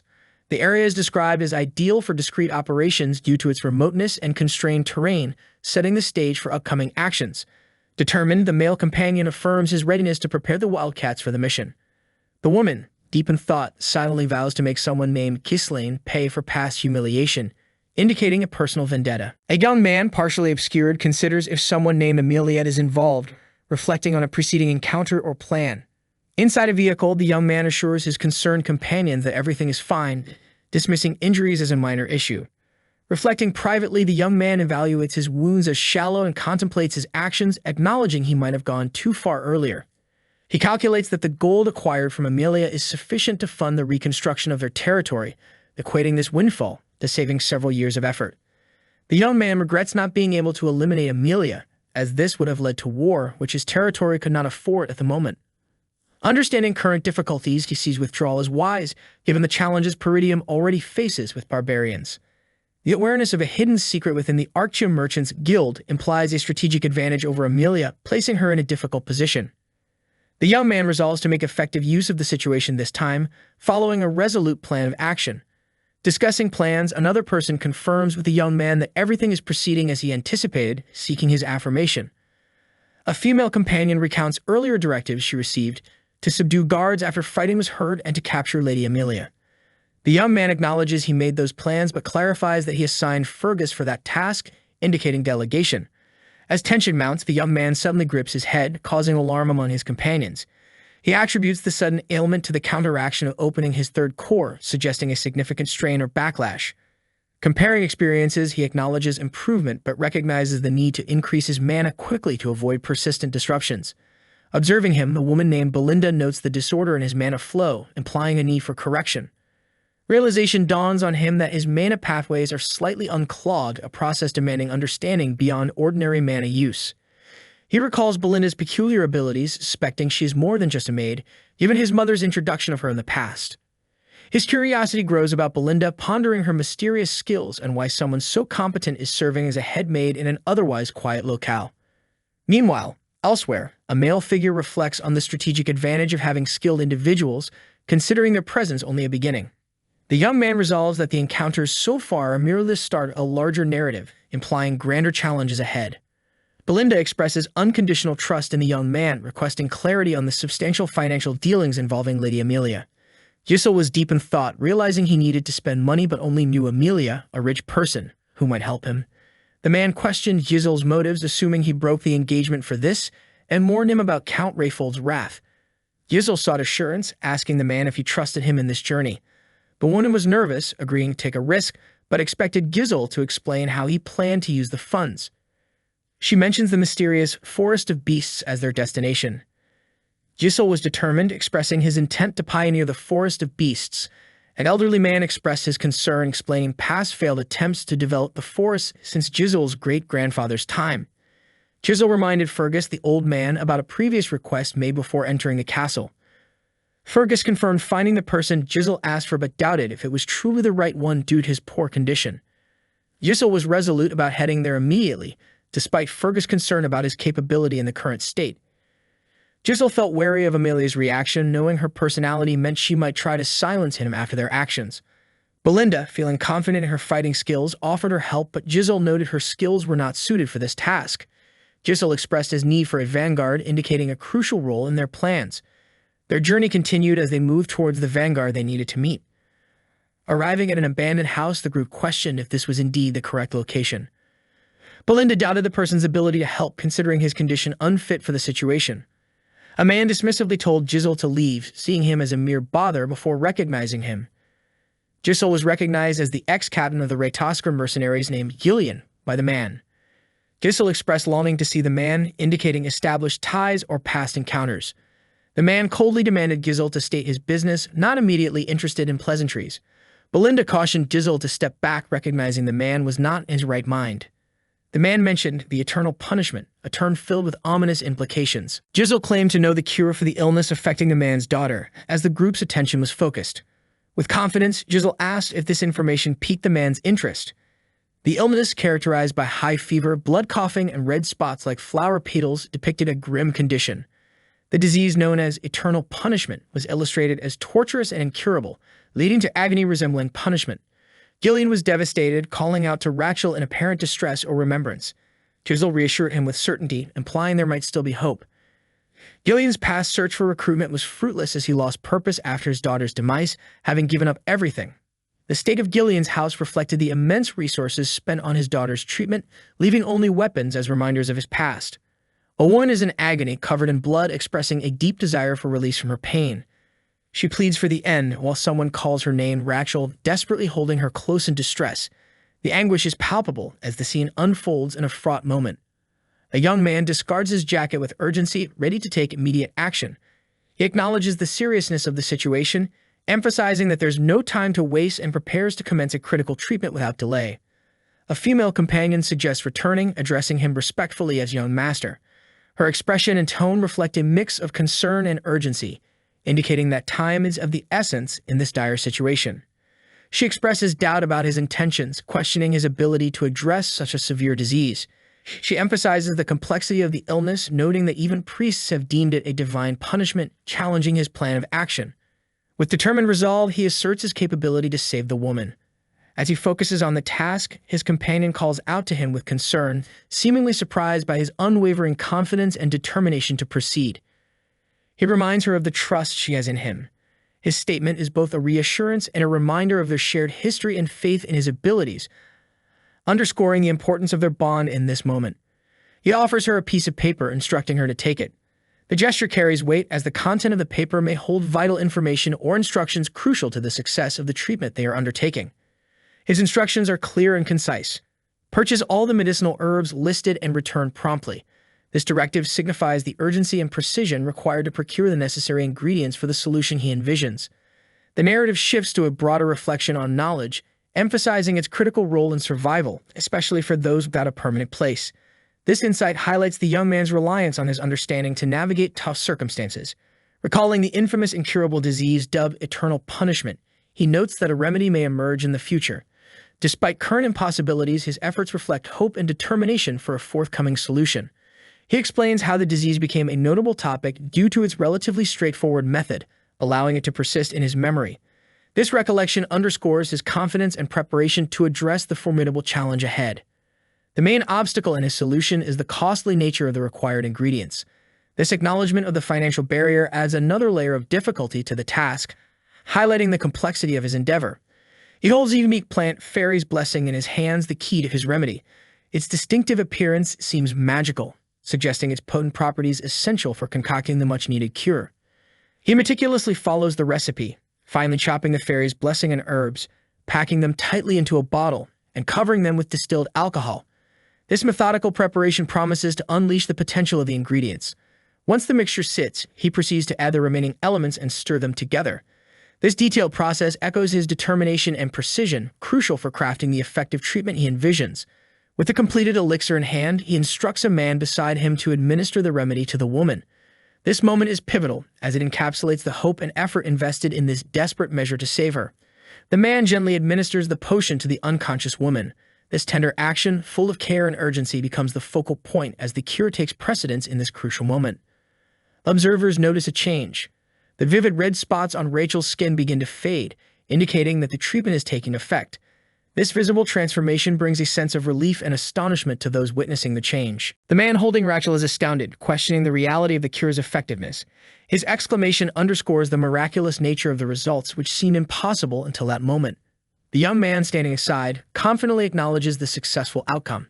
His casual affirmation reflects belief in his process and the results, responding to the astonished reactions around him. Bewildered, the man questions how the young man could achieve what even divine power could not. His skepticism turned wonder acknowledges the magnitude of the young man's accomplishment. The young man explains the limitations of divine power, distinguishing it from the fundamental cure he provides. His explanation highlights the difference between temporary relief and actual healing. On his knees, the man pleads for reassurance, desperate to know if his daughter will truly recover. His emotions are laid bare, revealing the depth of his hopes and fears in this miraculous moment. The young man firmly assures him that in a couple of months, Rachel will be fully cured. His confidence and promise come as a much-needed comfort to the man, offering a future filled with hope. Reflecting on the situation, the man recognizes the young man's journey and efforts, surmising that he must have come for something in return. His words reveal an understanding of the need for reciprocity in this precarious world. Despite feeling his own inadequacies, the man offers himself in servitude, ready to become whatever the young man needs. His willingness to sacrifice becomes a testament to the deep gratitude and debt he feels. The young man, however, expresses a different need. Instead of desiring a slave, he seeks a leader, specifically Gillian, the captain of the Ratatosk mercenaries. His request signals a new chapter of alliance and strength. Astonished by the young man's request, the man's eyes widen in surprise. His reaction is filled with respect and awe, reflecting the unexpected yet empowering opportunity presented before him. The focus turns to the young man's eyes, deemed the eyes of a dreamer. This recognition underscores his vision, determination, and the formidable potential that drives him. The gathered onlookers, filled with disbelief, question how such a transformation could be possible. Their expressions are a mix of shock and realization, marking the end of a remarkable moment. A white-haired man is standing confidently, displaying an aura of power. He seems completely transformed from before, as if an inner strength has been awakened. The white-haired man questions if anyone else has accompanied the speaker or might come looking for them, showing concern for hidden threats or unexpected visitors. A young man with blonde hair asserts that it is just them, confirming there are no others present, suggesting a sense of isolation or exclusivity in their group. The white-haired man, holding a weapon, inquires if the young man has any enemies bearing a grudge, and the young man acknowledges this, implying future conflicts are inevitable. The white-haired man asks what should be done with the present enemy, implying he knows who is behind the attack and considering the strategy moving forward. The young man reflects on his reluctance to use his blade on such a day, indicating a desire to avoid unnecessary violence but possibly accepting that it is unavoidable. The white-haired man insists on taking responsibility for the situation, implying trust in his ability to handle the matter decisively and efficiently. A female character with striking eyes notes the white-haired man's lack of hesitation in killing and questions why the young master would recruit such a dangerous person, highlighting the tension between trust and fear. The old man formally addresses the young man as Young Master Ghislaine Perdium, acknowledging his superior status and showing respect through his posture. With a solemn expression, the white-haired man declares his commitment to place his life in young Ghislaine's hands from now on, signifying a bond of loyalty and service. As a strategic asset, Ghislaine is pleased to have secured the white-haired man's allegiance for upcoming plans, expressing anticipation for their collaboration. The scene shifts to a remote wooden house at night where a critical discovery is made. A reconnaissance unit has been killed, indicating a breach or hostile action. In a shadowy environment, a cloaked man commands others to lower their voices, identified as a member of the wildcat traffickers named Viego, suggesting secrecy and authority. Two cloaked figures exchange quiet acknowledgement. One offers an apology, indicating a hierarchical dynamic and the need for caution. Discussion unfolds about the capability of Ghislaine in dealing with a reconnaissance unit, questioning if the intelligence was faulty or if their own team has underestimated him. It is revealed that there is suspicion of Gillian joining Ghislaine's group, bringing new implications and potential complications to their current situation. A cloaked figure questions the certainty of Gillian's allegiance, demonstrating intensity and possible disbelief through their animated response. The cloaked figure, now visibly distressed, insists on having witnessed the situation personally, underscoring their credibility and the gravity of the information. Thoughts of Gillian provoke a sense of urgency and anticipation, suggesting that Gillian is beginning to take significant action, which could impact ongoing events. An exclamation acknowledges Gillian as the former captain, hinting at his influential past and the weight of his reappearance in the narrative. A female character expresses discomfort, perhaps due to the tension or the oppressive environment they are in, signaling unease within the group. Inside a carriage, the female character criticizes another person for bringing excessive items, questioning their relevance and alluding to inconvenience caused by their presence. The young man rationalizes the need for buying a carriage for comfort's sake, suggesting pragmatism in dealing with the situation despite the initial inconvenience. The focus shifts to the rearguard, identified as Fergus and Ricardo, as they continue their journey by carriage, indicating movement and possibly a change of location. The young man mentions there being a purpose to all the items, urging patience as they continue, showing his ability to see long-term benefits or utility. A distant view emphasizes the pressing need to escape, possibly from a perilous situation or location, marking it as a priority for them. Conversation within the carriage turns to the identity of a watcher they captured, surmising that Lady Amelia likely sent him, revealing suspicions and connections. The female character acknowledges the potential trouble the watcher could bring, signaling concern for the complications that may arise from this revelation. Observations point out the mask worn by the watcher, marking him as a member of the wildcat traffickers, an influential guild suggesting threat and influence. The young man muses on the wildcat traffickers, contemplating their involvement and the challenges they may face because of their interference. The shadowy figures conducted their business, dealing in unsavory trades like smuggling, assassination, and human trafficking alongside drugs, depicted behind the grim scene of the night. Belinda thought about how these people were vile, taking on such deplorable work. Their ranks included many skilled former mercenaries who made the guild a formidable force. The blonde male questioned Belinda's knowledge as she spent most of her time in the castle. She explained that she overheard many things before starting her duties there. Belinda advised caution due to their persistent nature, while Ghislaine was seen in the background attentively keeping watch, adding another layer of warning to their exchange. The blonde male felt assured, citing Gillian's presence as the reason for his confidence. His words indicated trust in Gillian's capabilities. Gillian noticed an ambush from below and immediately took action, displaying readiness to confront the unfolding threat. Gillian expressed surprise at the trap while realizing the dire situation. His companions, including the blonde male and Belinda, understood the pressing need for decisive action. Viewing the ambush from above, the blonde male wasn't taken aback by the situation, having anticipated such moves from their adversaries. An intimidating figure identified Gillian as the former captain of the Ratatosk mercenaries, emphasizing his past leadership. The figure labeled Gillian a coward for disbanding his mercenary group solely out of concern for his daughter, showing disdain and challenging his motives. Gillian responded without acknowledgement, claiming ignorance of the accusations aimed at him. His demeanor suggested an effort to distance himself from his past. From above, the attackers blamed Gillian for the unfulfilling life they ended up leading, questioning his memory of a former peer. The Kunit assailant showed frustration, interpreting Gillian's denial as plain dumb, and vowed to force him to remember their connection. With a command to kill, the cloaked figures charged forward, driven by the order to eliminate Gillian and his allies. The blonde male offered his assistance, but Gillian politely declined, acknowledging the personal nature of the confrontation. Gillian reassured his young master that he could manage alone as he braced to face the attackers descending upon him. The assailants cursed Gillian as they engaged in combat, their attacks clashing fiercely against his defenses. The leading adversary observed Gillian's prowess, finding him as strong as ever, but contemplating a new strategy. The attackers decided to split their forces into two groups, intending to flank Gillian and outmaneuver him on both sides.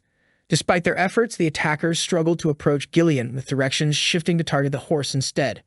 One attacker accused Gillian of ruining his life, demanding that he should at least not obstruct their current mission. With a menacing look, a cloaked antagonist declared the intent to kill Gillian, intensifying the threat level. During the fierce battle, Gillian refuted his past title, asserting that he was no longer the mercenary captain as he once had been. Doubt emerged from the adversaries, who questioned Gillian's denial of being the captain, unable to reconcile his claim with their understanding. Rejecting Gillian's denial, the attacker demanded identification of the true captain, displaying frustration and disbelief. Gillian dismissed his past, signaling a firm detachment from his previous identity as the mercenary leader with a resolute declaration. Gillian proclaimed his current allegiance, stating he was now merely serving the young Lord Kislane, underlining his new commitment. The enraged adversary swore to kill Gillian at any cost, launching an aggressive and determined attack toward him. The battle continued, with the adversary lamenting the disbandment of the mercenary company after Gillian's departure, depicting the ensuing chaos. Blaming Gillian for losing his purpose, the attacker described his downfall into a disgraceful life, holding Gillian accountable for his hardships. The male character recalls Gillian, mentioning his willingness to sacrifice everything for the Ratatosk mercenary's success, a memory of dedication and ambition. Confronted by Gillian, the male character questions the point of abandoning everything to become nothing more than a tool for a spoiled noble, revealing regret and accusation. The male character, overcome by anger and betrayal, admits to himself his inability to forgive, driven by past grievances and a sense of betrayal. Recalling Gillian's past strength, the male character asserts that those days are gone since Gillian ceased being the captain years ago, a statement of current vulnerability. While Gillian was preoccupied with his daughter's health, the male character kept fighting to grow stronger, emphasizing his relentless pursuit of power. Confidently, the male character declares Gillian's inadequacy in facing him now, a bold claim about the shifts in their respective strengths. The male character announces the end for Gillian, signaling a decisive moment, convinced of his advantage and readiness to end their conflict. Gillian inquires if vengeance is the true motive behind the male character's actions, suggesting doubt and probing deeper intentions. Shocked, the male character realizes Gillian has encased his hand in mana, questioning why he held back his true power until now, noting unexpected strategy. Gillian expresses confusion, not understanding the circumstances, as he approaches the male character with uncertainty. Gillian questions why vengeance wasn't sought earlier, pondering why the male character delayed confronting him when opportunities existed. Inquiring further, Gillian wonders why the male character didn't attempt to kill him before, scrutinizing the timing and motivation. The male character, with a hint of amusement, remarks on Gillian's incomplete understanding of the situation, implying hidden complexities. Having previously searched for Gillian at an old dwelling, the male character recalls finding it abandoned, revealing disillusionment. All the male character found was an old man, not worth killing, a sad reflection on the absence of the leader he once admired. The male character laments the loss of the Gillian he once idolized, questioning how he lost his previous form. Gillian instructs the male character to pick up his weapon, signaling readiness to engage, challenging the current circumstances. Gillian acknowledges his own servitude, yet desires to honor his former ally now, reflecting respect despite their current conflict. In a stance of readiness, Gillian intends to demonstrate the utmost respect towards his former companion, paying homage to shared past. Gillian reaffirms his identity as captain of the Ratatosk mercenaries, recalling his position with pride and authority. With excitement, the male character responds, eager for the confrontation, welcoming the challenge provided. Filled with exhilaration, the male character admits this is the exact encounter he longed for, anticipating fulfillment in battle. They clash intensely, weapons and power colliding, encapsulating their storied history in physical confrontation. Gillian promises to remember the male character, acknowledging him as the 5th unit commander of the Ratatosk mercenaries, honoring past roles. Gillian speaks the name Vivo Valenos, acknowledging the male character personally, marking the individual importance. Gillian acknowledges Vivo's efforts with appreciation, indicating a closure and recognition of his achievements. A female character and another male character approach, observing potential profit from the aftermath, considering financial gain from looted items. The male character expresses regret for causing delays, while Gillian assures him it's not an issue, acceptance overriding past actions. Reflecting on Gillian, a male character acknowledges the impact Gillian's reputation had on his development into a mercenary king, admiring his formidability. Remembering the decision to pursue mercenary work, the male character values how swiftly acting led to valuable alliances, showing foresight and strategy. In a desolate setting, Jaesun asks the older man if he remembers someone important from their past. The older man, identified as Gillian, reflects on a lost comrade from his past, holding a knife thoughtfully. Jaesun muses on the idea of an old comrade and wonders aloud what his former companions are currently up to, watching the moonlit sky. He imagines that his old allies are living independently, unaffected by their history together. Jaesun resolves to seek out these old friends sometime in the future, as it becomes a goal for him. As night falls, the group discusses following Belinda's suggestion to gather resources, with Gillian making it clear he's not under anyone's command. The scene shifts to Paradigm territory 2 days later, with a vast landscape stretching into the distance. In a wagon, the group expresses relief at arriving. Bears curiosity about whether they have reached Paradigm. Jaesun confirms they have indeed arrived at Paradigm, expressing the comfort of being back home. He reminisces about leaving home originally, with the thought that returning would always be an option. Jaesun asks Gillian how he finds the land, and Gillian responds affirmatively, though slightly awkward.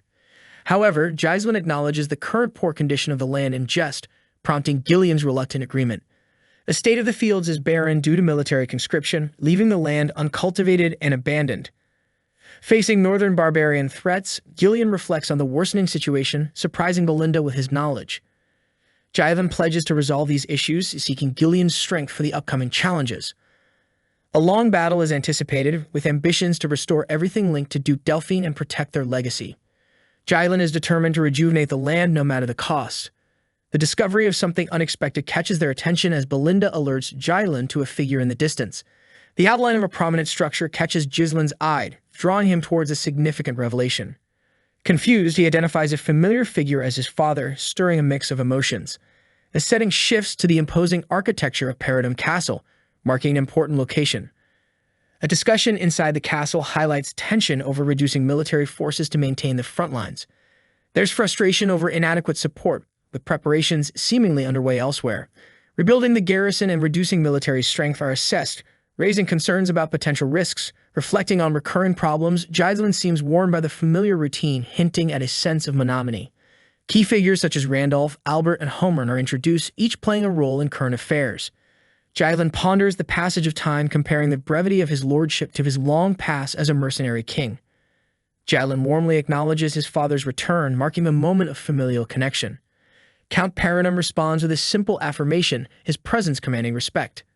Jaesun recalls his childhood dislike for his father's stern and serious nature, shedding light on their family dynamic. The young man's vision was now clear, allowing him to see what he couldn't before. Before him stood the overwhelming burdens of duty and fatigue, embodied by the formidable figure of the land's lord, cloaked in dark fire. With a cup in hand, the blond man acknowledged he had been away from the castle for about a week. He explained his absence by mentioning his visit to the Rayfolds. As the conversation continued, the elder expressed hope that no trouble was caused during the visit. The young man assured him there wasn't any. Another man complimented the young lord on winning a duel against Cain, emphasizing it was hard to believe. A serious inquiry followed about whether the young lord had gone there to gamble. Dismissing the gambling accusation, the young man clarifies he was investing, having only business dealings with Amelia. A worry expressed by an older figure urged the young lord to think before acting, as he would be succeeding Perdian. The young lord reassured him not to worry. A stern voice from another side declared the conversation was over, silencing the room. The scene shifted to a man remarking on the trouble that seemed to have happened during his absence. He heard about an incident involving the execution of Jamal and Philip, questioning the veracity of that tale. Reflecting on the incident, the young man noted his familiarity with those involved, Jamal and Philip. A skeptical voice insisted that the execution story was exaggerated, believing the men might have fought among themselves. Inwardly, the young lord mused on the discomfort the incident might cause Randolph despite avoiding trouble where possible. Out loud, he confirmed it was somewhat accurate. With a knowing huff, an individual felt justified in their doubts, leaving the rest unsaid. The young man received a rare compliment on his actions, leaving him momentarily speechless. His father underlined the importance of Elena's survival, regardless of the methods used. The young man internally marveled at receiving his first ever compliment from his father. Motivated, he sought permission to make a request from his father, who appeared contemplative. Before he could begin, two of the seated individuals interrupted, preemptively admonishing against requests for money. The accusations flowed, recounting past misdemeanors such as selling provisions for gambling and reckless actions involving military resources. Unfazed, the young lord reiterated his simple request, wanting only permission, a notion that left the others pondering aloud. His request to explore the perilous forest of beasts caught everyone by surprise, casting worried looks between them. Later, he informed his companions that his father had denied his request, smiling confidently despite the refusal. His confidence noted the father's angry outburst and refusal due to the danger and lack of benefits in the undertaking. Turning to Gillian, the young man confirmed the plan he had in mind connected to the funds from the Rayfold's daughter. Gillian replied, acknowledging the forest of beasts' deadly reputation known across regions, a place everyone wisely avoided. The young lord acknowledged Gillian's insight but hinted at a deeper motivation, telling him they knew the place well. As he moved towards the door with determination, his companion pleaded for him to reconsider, noting his lack of permission. The man reflects that he didn't actually need permission. He thinks it was merely a courtesy, but regardless, he concludes that this task needs to be done. He walks beside a woman who sighs, questioning his obsession. She wonders what could possibly be important enough to warrant such behavior. He decides to explain it to her later. Contemplating the potential consequences, he believes that revealing the plan now would only cause trouble. His ambition to explore the forest is driven by the prospect of earning substantial funds. The narrative hints at a mysterious location near the forest's entrance. This place is building anticipation and setting the stage for something significant. Deep within this place lies a massive vein of runestone, which is buried and shrouded in secrecy. The mention of this powerful artifact adds a layer of intrigue. Identified as runestone, this ore is infused with mana. Mages highly covet this rare mineral due to its unique properties. The runestone is versatile, finding use in various magical tools, barriers, circles, and scrolls. Its importance in magical applications is well established. In the realm of alchemy and magic research, runestone plays a crucial role. It is integral to anything that involves the use of mana, demonstrating its widespread influence. The man recalls that Duke Delphine discovered this previously, but now he's the only one aware of this critical piece of information, granting him a strategic advantage. The one acknowledges that he must have a plan and agrees to follow his orders. Her acceptance reassures him, confirming his intentions are on track. He instructs Belinda to visit the guild and hire mercenaries, specifying that around 200 should suffice. She questions his willingness to spend hard-earned money this way. The older man questions the young lord's decision, noting the unpredictable nature of mercenaries. He worries they might turn against them for personal gain. Acknowledging the older man's concern, the young lord decides they will personally select the most useful mercenaries, ensuring control of the process. He describes choosing the most skilled group among the northern mercenaries, hinting at his strategic mindset and specific criteria for selection. The older man is taken aback and hints at his familiarity with the group referred to as those crazy dogs, suggesting their notorious reputation. Acknowledging their skills, it's noted that these mercenaries might turn on their employer if conditions worsen, highlighting their dangerous nature. The young man reveals the name of the group, the Cerberus Mercenaries, solidifying their introduction with a sense of foreboding. The plan is set to confront those mercenaries. The group moves towards the territory with a clear sense of purpose, showing commitment to taming the unpredictable force. The Cerberus Mercenaries camp at the outskirts of the Zimbar territory, suggesting a busy and potentially chaotic environment. Observing from a distance, one comments on their arrival, noting that the newcomers are likely unaware of this situation they're entering. Through a telescope, another remarks that the young lord appears to be a noble brat, envisioning potential profit from the situation. Suddenly, there's chaos as one of them is struck. The surprise attack leaves him questioning the unexpected interruption. The older man enters boldly, causing a stir among the mercenaries. They scramble to prepare for battle, caught off guard by his audacity. A comment is made on his noble appearance, warning him against reckless actions merely due to his status. The stakes are clearly high. Threatening words follow, emphasizing that he shouldn't expect to return alive, signaling the severity of the confrontation. Calmly, the young man demands to see the captain, asserting control amidst the tension growing around him. His inquiry about the captain indicates a desire to address the leadership directly, cutting through the ranks to the source. Observing this, one mercenary deduces the young man as a reckless noble, interpreting his actions as foolish and imprudent. The opposing figure moves to teach a lesson, emphasizing a need for the noble to understand responsibility through conflict. The older man and young lord stand resolute amidst the tension, with the presence clearly causing a ripple of shock among the opposition.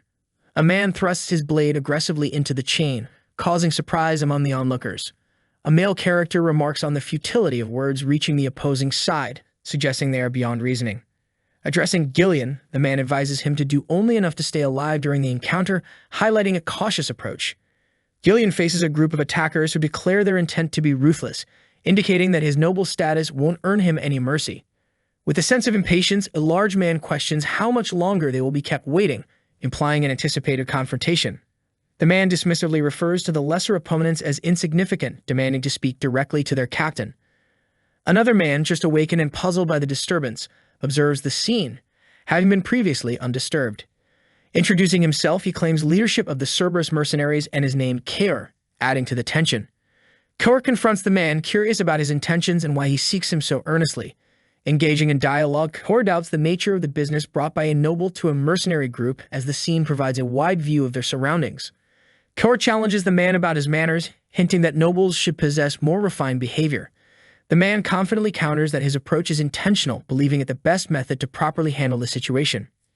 Curious, the captain questions what taming might entail, expressing skepticism about repeated interactions. Agreeing to proceed, Kaor asks about the specific request, inviting further discussion. The noble reveals his intentions involving the forest of beasts, drawing a surprised reaction from the mercenaries. Detailing his plan, the man seeks to hire the group to explore the threatening forest, emphasizing his determination. Members of the mercenary crew express their concern about the forest of beasts, recognizing its dangerous and monster-filled reputation. Kaor, intrigued, questions the man's motives for risking such a perilous venture into the forest. The noble introduces himself as Ghislain Paradum, providing his identity and authority. Shocked voices acknowledge the revelation of his identity and ridicule his decision to spearhead the expedition. Kaor dismisses Ghislain's ambitions, criticizing his lack of understanding of the forest's deadly nature due to his sheltered upbringing. The captain concludes that negotiations are over, signaling his guards to prepare for further action. Kaor provocatively asks if fear motivates Ghislain, testing his resolve. Ghislain responds confidently, challenging the reputed strength of the mercenaries, hinting at doubt over their capabilities. Unfazed, Kaor reminds Ghislain that as mercenaries they seek profitable ventures, dismissing unnecessary risks. Ghislain provokes further, attributing excuses to the weak, suggesting the captain's reluctance stems from cowardice. Annoyed, Kaor admits his disappointment in Ghislain, considering him too clueless to be worth the effort and demands compensation. Ghislain firmly refuses to comply with Kaor's demands, maintaining his stance against the mercenary leader. With a bold declaration, Ghislain requests Emoriana's recognition, creating a dramatic twist in the negotiation. Kaor and his men react with surprise and intrigue, questioning if Ghislain truly comprehends the implications. Ghislain affirms his knowledge of the situation with confidence, emphasizing an understanding that's deep-rooted in experience, while hinting at a traditional betting method among mercenaries. This acknowledgement sets the stage for what follows next. The image introduces Moriana's recognition, describing it as a bet between two individuals. The fighters engage in combat using just a single dagger, with one arm tied, eschewing the use of mana. It's a test of skill and courage, rooted in tradition. Stepping outside a small circle is considered a loss, pushing participants into an intense struggle within limited space. The constraints elevate the duel to one of life and death, demanding precise movement and strategy. In many duels, neither victor nor loser escapes death. It's a grim reminder of the stakes involved, with both fighters often succumbing to the same fate despite victory. The narrative continues, illustrating the harsh consequence of the duel. The loser must accept total defeat, adhering to the winner's commands as if becoming their subordinate. This outcome creates a power imbalance favoring the victor. Ghislain probes for agreement, questioning how the terms sound. It's a straightforward query, but underlying it is an assurance of authority and readiness. An older man questions how a noble like the young lord could be familiar with such mercenary traditions. In the mercenary realm, rejecting this challenge equates to admitting weakness, an option rarely chosen. A group observes the bold young noble with intrigue. They discuss helping him endure the challenge, suggesting a test of his resolve and capability in a mercenary's way. The older man shows disdain, calling the noble brat insolent. Deeming him deserving of punishment, he orders the captain to kill him, heightening the tension among the onlookers. The shirtless man recognizes the young lord's awareness of the duel method. He stakes his case, making it clear that retreat isn't an option now. The acknowledgement of the duel's rules binds them both in commitment. The man admits to participating 5 times before, signaling experience and a hint of advantage. This assertion supports the gravity and danger of the challenge for Ghislain. Ghislain's surprise is evident at the number 5. The realization adds pressure, yet curiosity about the man's past victories lingers in the air, setting the scene for the coming battle. With calm determination, Ghislain reveals an impressive history, having engaged in the duel over 400 times. This revelation shifts the dynamics, showcasing unrivaled experience. Again, Ghislaine reiterates his confession with a tone of daunting confidence, repeating his count of over 400 duels. It emphasizes his tactical edge despite the odds stacked against him.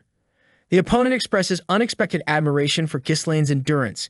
He questions the claim of surviving the notorious ritual 100 times in the lifetime of a person, juxtaposing incredulity with admiration.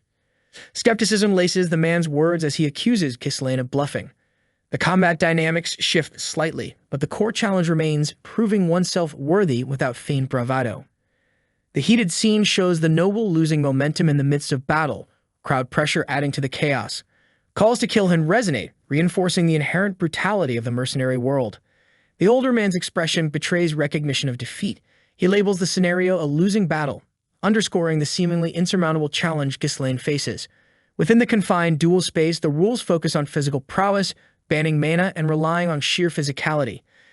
Ghislaine's bounded hands emphasize the contest's simplicity and harsh difficulty.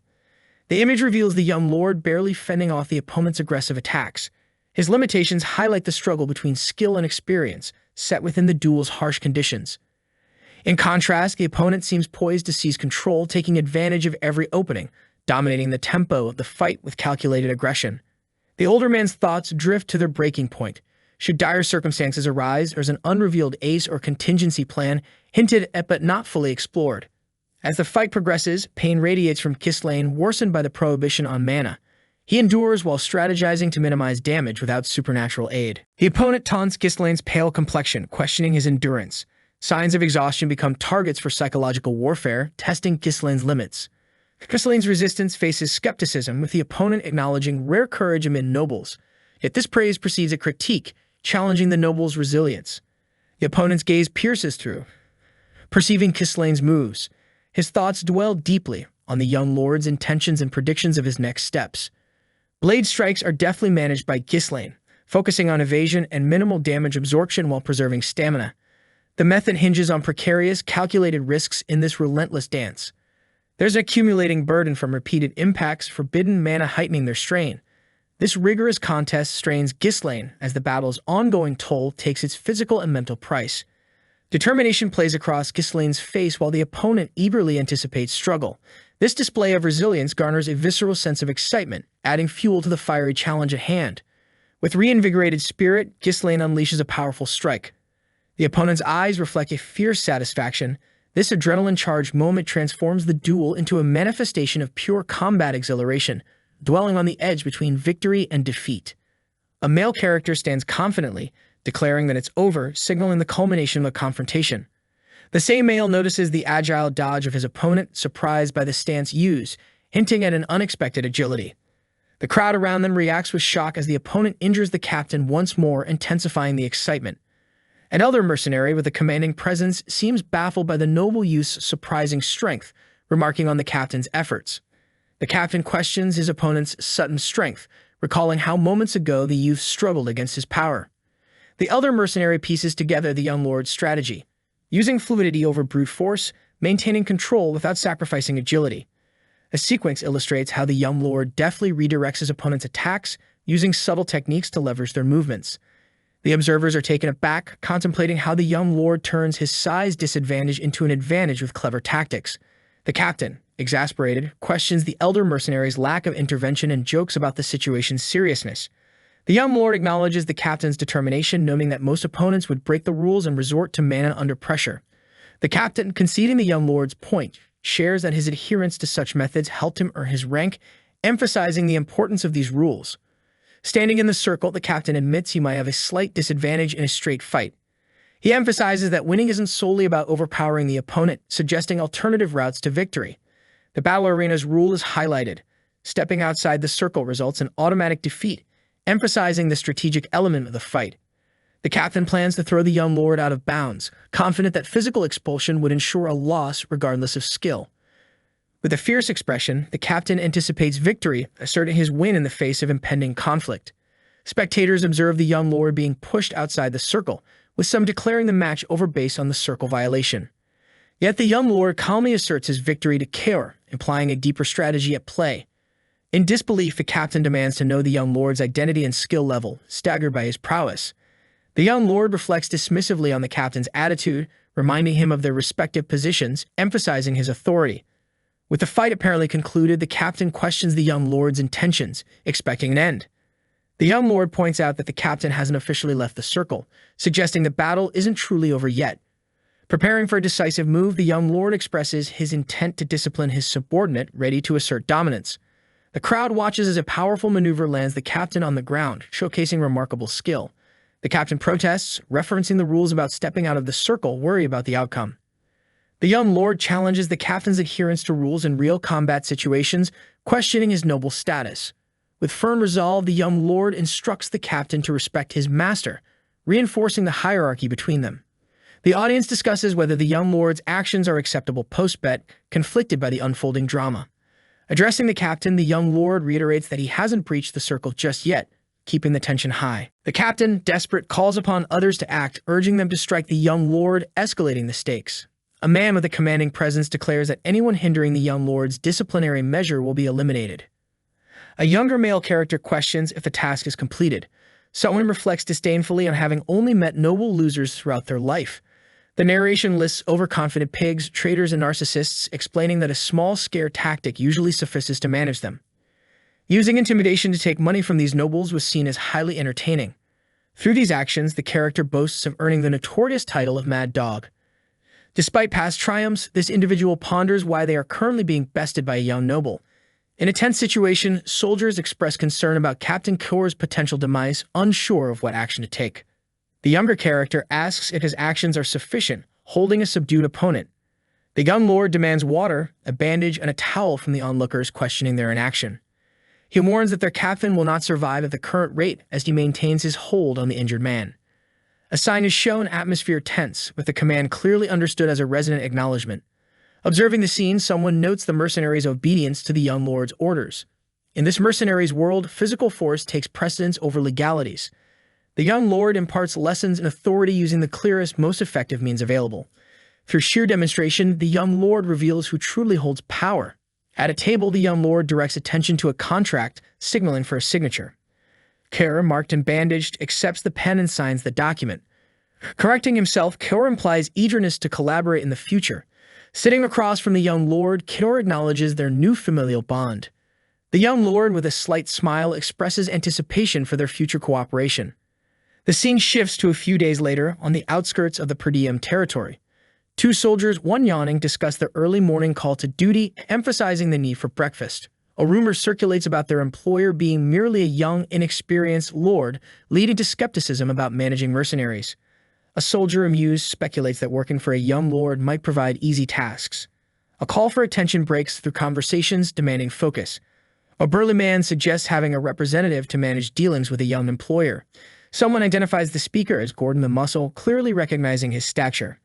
Gordon confirms his identity, commending their efforts, yet stressing the need for a unified voice to achieve their goals. He recounts a past incident where a singular, absurd demand thwarted collective progress.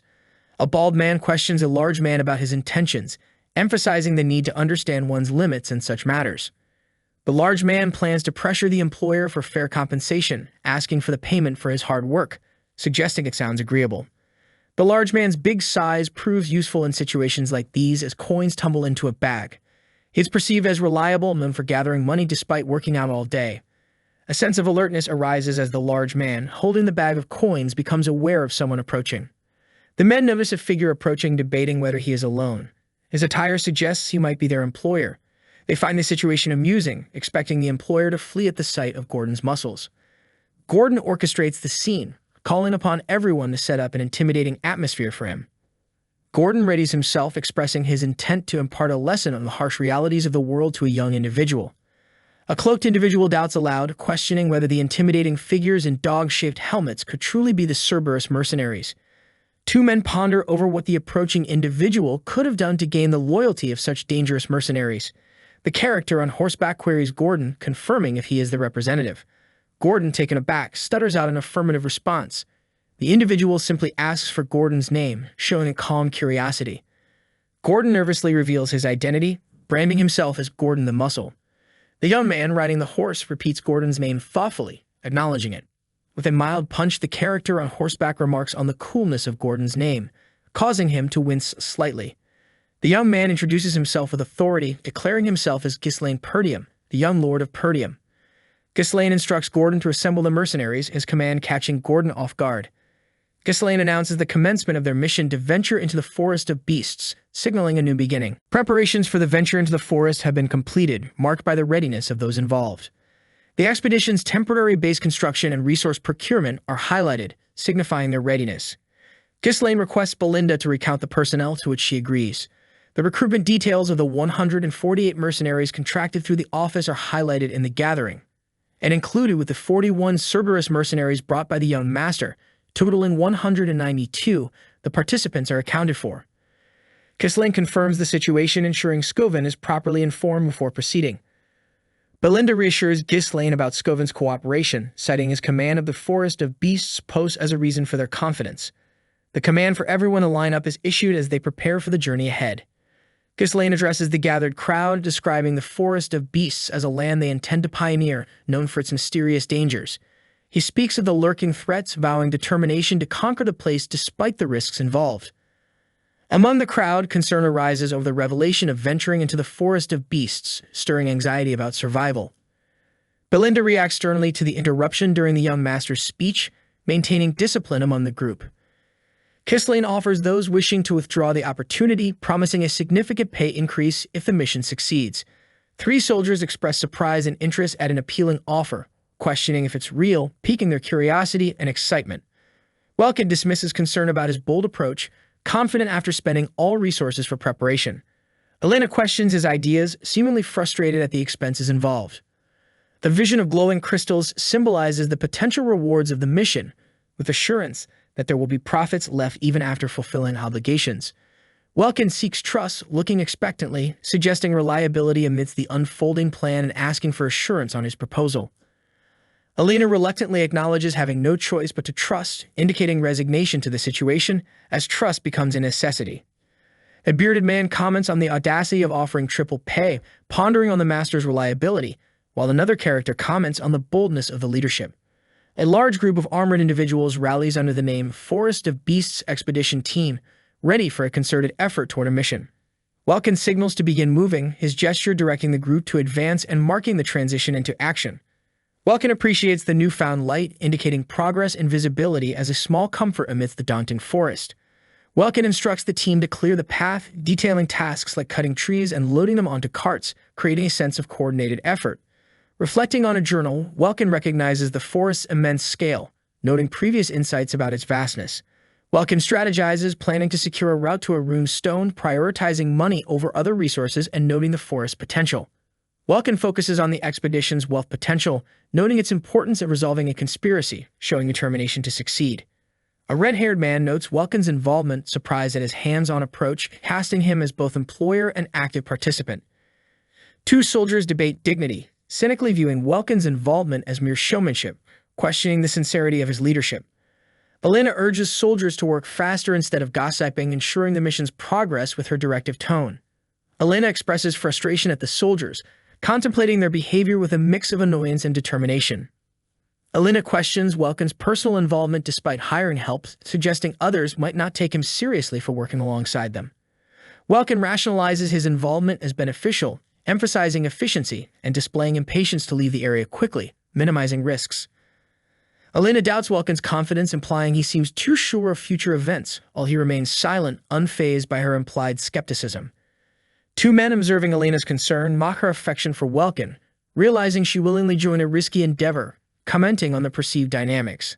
Elena and Welkin witness a tension brewing between 2 others, indicating potential conflict as someone questions intentions. Reflecting on the expedition, Welkin notes the smooth progression so far, yet a hint of caution colors his thoughts. A historical account details the Duchy of Delphine's development efforts, noting the forest's significant resources and strategic importance.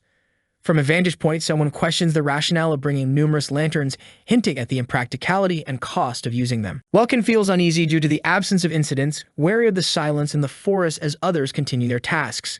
Welkin warns others not to relax, admitting his knowledge is limited to journals he read, hinting at potential unfamiliar dangers.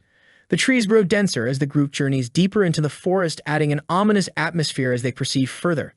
2 soldiers note the darkness and lack of encounters, questioning the forest's perceived danger as it grows quieter. Another soldier jokingly questions the rumors of danger, feeling overpaid for an easy task, while a shirtless man demands his payment back, unsure of their mission's merit. The large man carrying a log wonders why the path is blocked, pondering the unexpected obstacle in their way. He recalls how they cut down numerous trees as they traveled, questioning why they now face yet another obstruction. A female character calls for everyone's attention, addressing the group to ensure focus amid the confusion. Two men react to the sudden change in atmosphere, one of them puzzled and asking what's happening. Gislun warns Gordon of the danger he faces if he remains where he is, signaling the impending threat. Gislun instructs others to move slowly, taking one step at a time, to ensure safety as they advance cautiously. A man senses something is amiss, confused by the unsettling feeling in the air. A bald man mocks the situation, suggesting their employer is easily frightened by the circumstances. The bald man reassures another that the lack of path is just a mistake, dismissing the danger and referring to the forest as merely dense. Gislun sternly commands another character to follow him to avoid certain death, emphasizing the grave situation. The bald man accuses someone of attempting to scare them, questioning the point of such intimidation. A character falls into a trap, unable to sense any presence or predict how the danger moves. An ominous tree-like being is revealed, realized as an adversary to those unaware of its threat. Gislun identifies the creature as a direst ent, understanding the nature of their enemy. Panic ensues among the group as they reel from the sight of monstrous entities, their fear turning to chaos. In terror, the men shout about being eaten alive, urging each other to run for their lives. As a monster attacks, one man cries out for Gordon to hold on, trying to assist against the overpowering foe. A soldier struggles with a vine, shocked at its resilience as he finds it won't break. The group wonders if the employer should cut it down, speculating about the monster's eyes as a potential weakness. Gislun exhorts everyone to gather themselves, urging focus and unity in the face of danger. Gislun advises raising shields and forming a tight formation, warning against the vulnerability of spreading out. With a commanding tone, Gislun prioritizes defense, telling the group to hold their position until further orders. Desperate, the men resolve to block all directions, determined to survive despite being surrounded. Gislun queries Kelr about the oil lamps, ensuring they have what is needed for their plan. Gislun instructs to light the lamps and throw them at the monsters, intending to burn them down with the supply brought. Fear strikes as the monsters become aware of the men, their eyes locking onto the group. Gislun yells for the lamps to be thrown immediately, initiating their counterattack. The group launches the lit lamps at the creatures with determination, aiming to strike back. Alarmed, they see the lamps swatted away, realizing their strategy to burn the monsters has failed. Gislun enlists Gillian and Belinda to assist in throwing lamps while ensuring the mercenaries are guarded, pivoting to a new approach. A lone figure, Gislun Berdanum, stands with a sword ready, intent on drawing their attention away from the group. Belinda warns the young master to be cautious, her concern evident as the chaos unfolds. Confusion erupts among the soldiers about the nature of the threat. The unexpected movement of tree-like monsters troubles them, fearing the employer might be in danger. The soldiers witness the monsters converging on the employer, causing alarm among their ranks as they brace for impact. Belinda commands the immediate use of all their lamps, urgently pushing for an effective counterattack. As the lamps are thrown in unison, the hope that this strategy will be successful drives the group's efforts. The young master urges everyone to persist, insisting they keep throwing until success is certain. Flames engulf the area, creating a realization that their efforts to burn down the monsters are beginning to yield results. Witnessing the impact, the soldiers express amazement at their ability to fight back. The unexpected success bolsters their morale. Despite their triumph, a soldier raises a concern about the potential consequences, fearing the entire forest might catch fire. Confidence grows among some soldiers, noting the monster's vulnerability to fire given their tree-like nature. Gislun Berdanum cautions against complacency, reminding everyone that the fight is not yet over. The young master states that the creatures have yet to reveal their true forms, indicating that more challenges lie ahead. The soldiers observe an unusual smoke, unsure if it's steam from extinguished fires, as uncertainty fills the air. Belinda and an older male companion express concern for the young master, calling out to him amid the confusion. Belinda questions what's occurring, while the young master explains that while the creature's shells are weak to fire, their insides are not. As the fire burns the outer shell, internal moisture creates steam, further complicating the situation. Panic spreads as soldiers realize the monsters aren't defeated yet, surprised by their resilience. Gislun Berdanum calls for everyone's attention, signaling them to ready their weapons for the next phase of the battle. The instruction is clear: it's now a close-quarters encounter, and the command to charge is given.